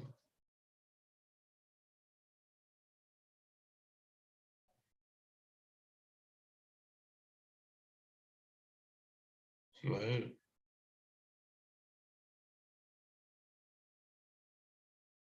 Well, many studies conducted on African populations estimated a West Eurasian admixture even around 3,000 years ago. That's the Arab. That's the Southern Arabian mix right there. That's the Southern Arabian mix. That's not even Arabic yet. It's the Southern Arabian mix 3,000 years ago. And then a 2014 genome study by Hodgson found a distinctive West Eurasian ancestral component among studied Afroasiatic speaking populations in the Horn of Africa, and to a lesser extent in North Africa. Because North Africa's got the McRibby component, which is the sibling to this component.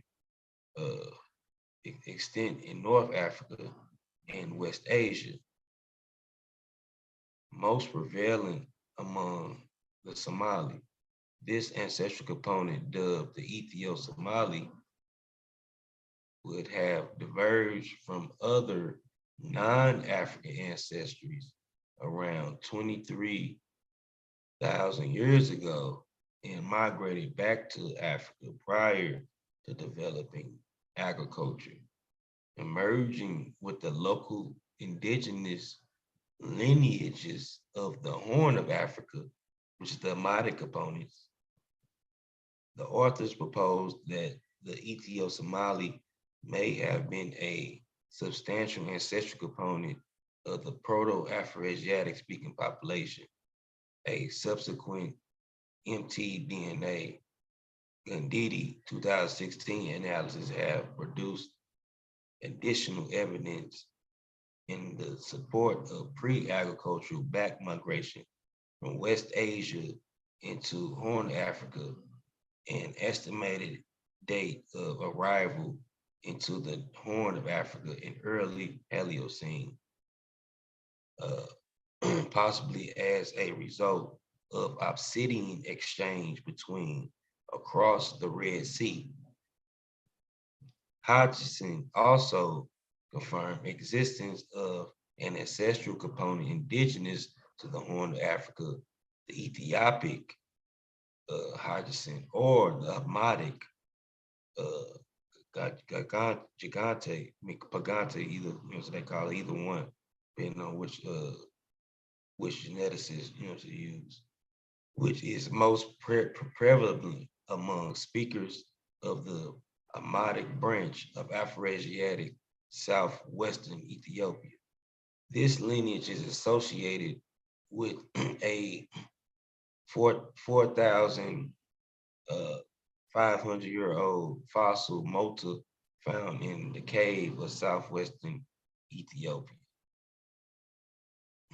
which high evidence affinity to modern Ethiopian branch groups, especially endogamous blacksmith caste, Amadic bar, all that. Even here it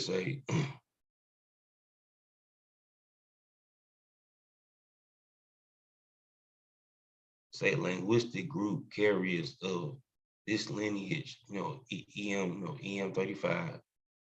This lineage is high probability to arisen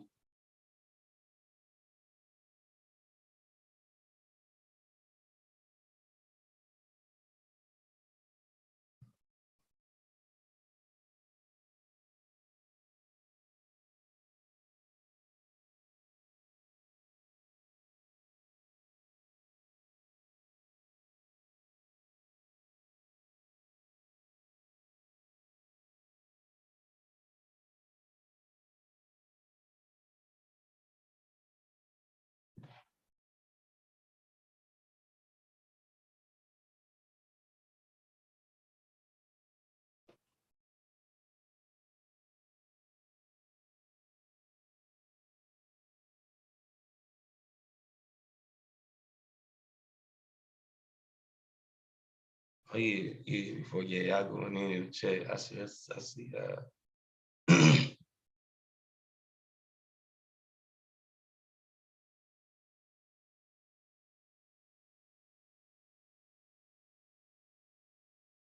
You already say, right? See,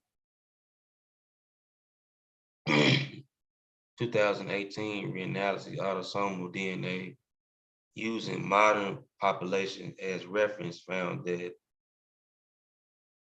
using modern populations as a reference found that ancient Natufian samples of Levantine harbored 6.8% Amadic related ancestry and related ancestry.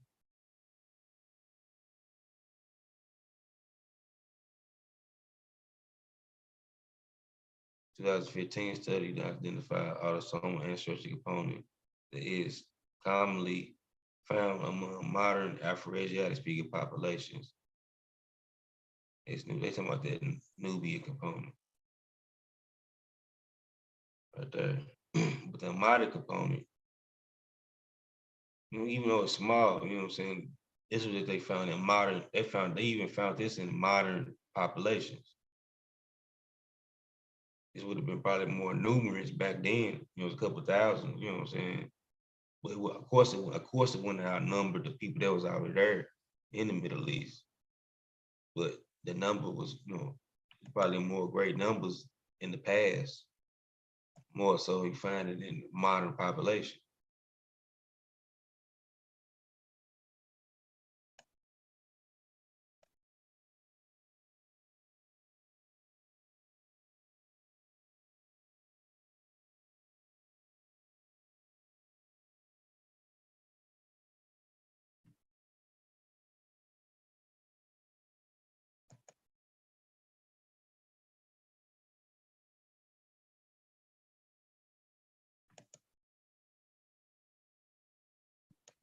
And violation.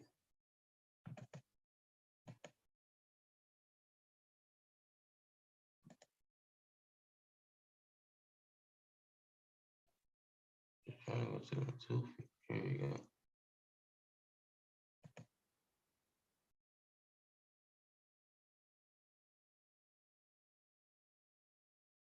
Tufian, right?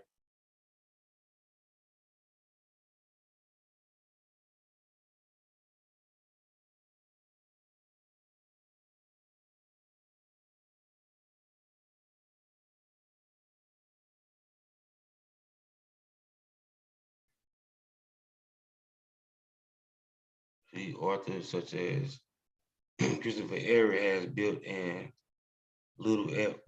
upon little evidence available to develop scenarios and extensive usage of plants, having built a presence in North Africa as precursor to considering high speculative until more North African archaeology evidence can be gathered. In fact, Wiz have shown that earliest known extensive uses of plants was in Levant 23,000 years ago.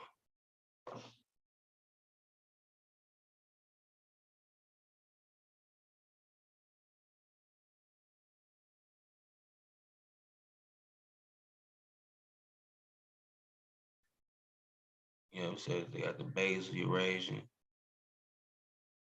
Of course, we know they ain't related to Niger Congo people. Of course, we know that.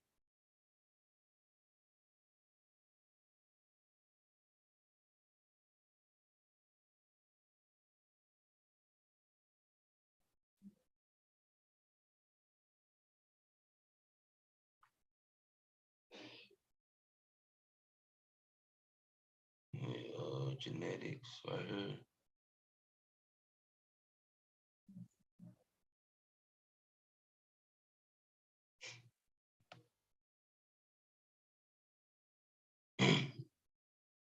You say Caucasus hunter-gatherers, Anatolian and Iranian farmers lead to increased genetic variability among later population in the Middle East migrations from the Near East also occurred toward Africa, and West Asian gene flow into the Horn of Africa is best represented by Levantine Neolithic and may be associated with the spread of Afroasiatic languages.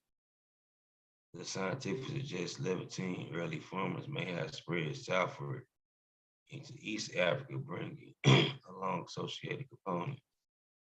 2018, using modern populations, a reference suggests that Natufians carry a small amount of East African ancestry, 6.8, associated with modern Amharic speaking populations of southern Ethiopia. The study also suggested that this component may be the source of the haplogroup E, paternal Y haplogroup M15, also known as E1B1B among Natufians.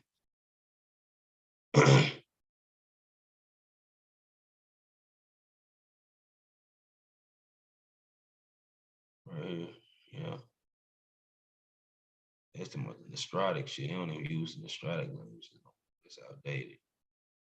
I heard say some scholars, for example, Christopher Ehret, Roger Blanche, and others contend that the Afroasiatic hermit must be found in North Africa or Northeast Africa, probably in areas Egypt, Sahara, Horn of Africa, and Sudan, within group area who, like Mildred believes, Afroasiatic may already have been existing in the Tufian period, would associating Tufians only with Near Eastern pre-proto branch of Afroasiatic. It's saying on the citation, but I already got the citation.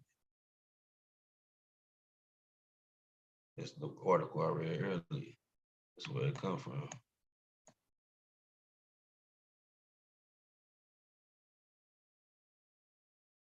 Yeah, the Tufians, yeah, it's mostly, it's like the Iberian Maroons, you know what I'm saying? Mostly Basal Eurasian. You know, the Basal Eurasians, you know, I showed y'all last week, like the Vidoid type dudes. You know what I'm saying? It was a little dark skin, but had wavy, the straight hair, curly hair. Ancient North Eurasians, all them people. Western hunter-gatherers, Eastern hunter-gatherers, Caucasus hunter-gatherers. With a mix of East Africans. East Africans are already related to them people anyway. They already got L3. You know what I'm saying?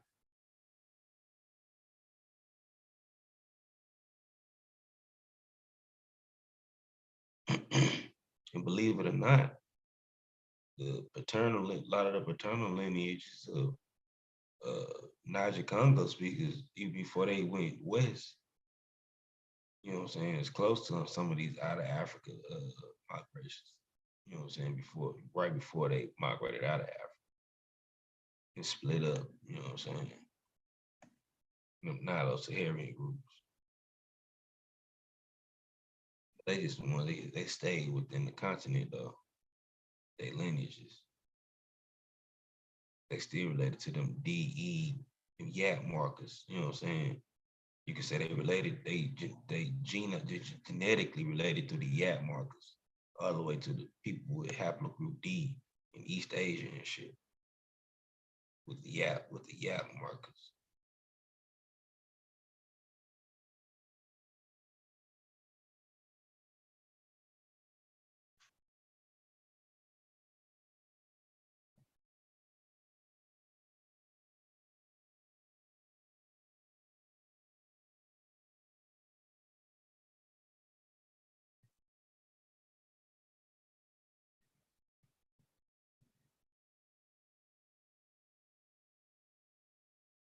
All right, y'all, I'm gonna bounce off here, man. And get off into it next week.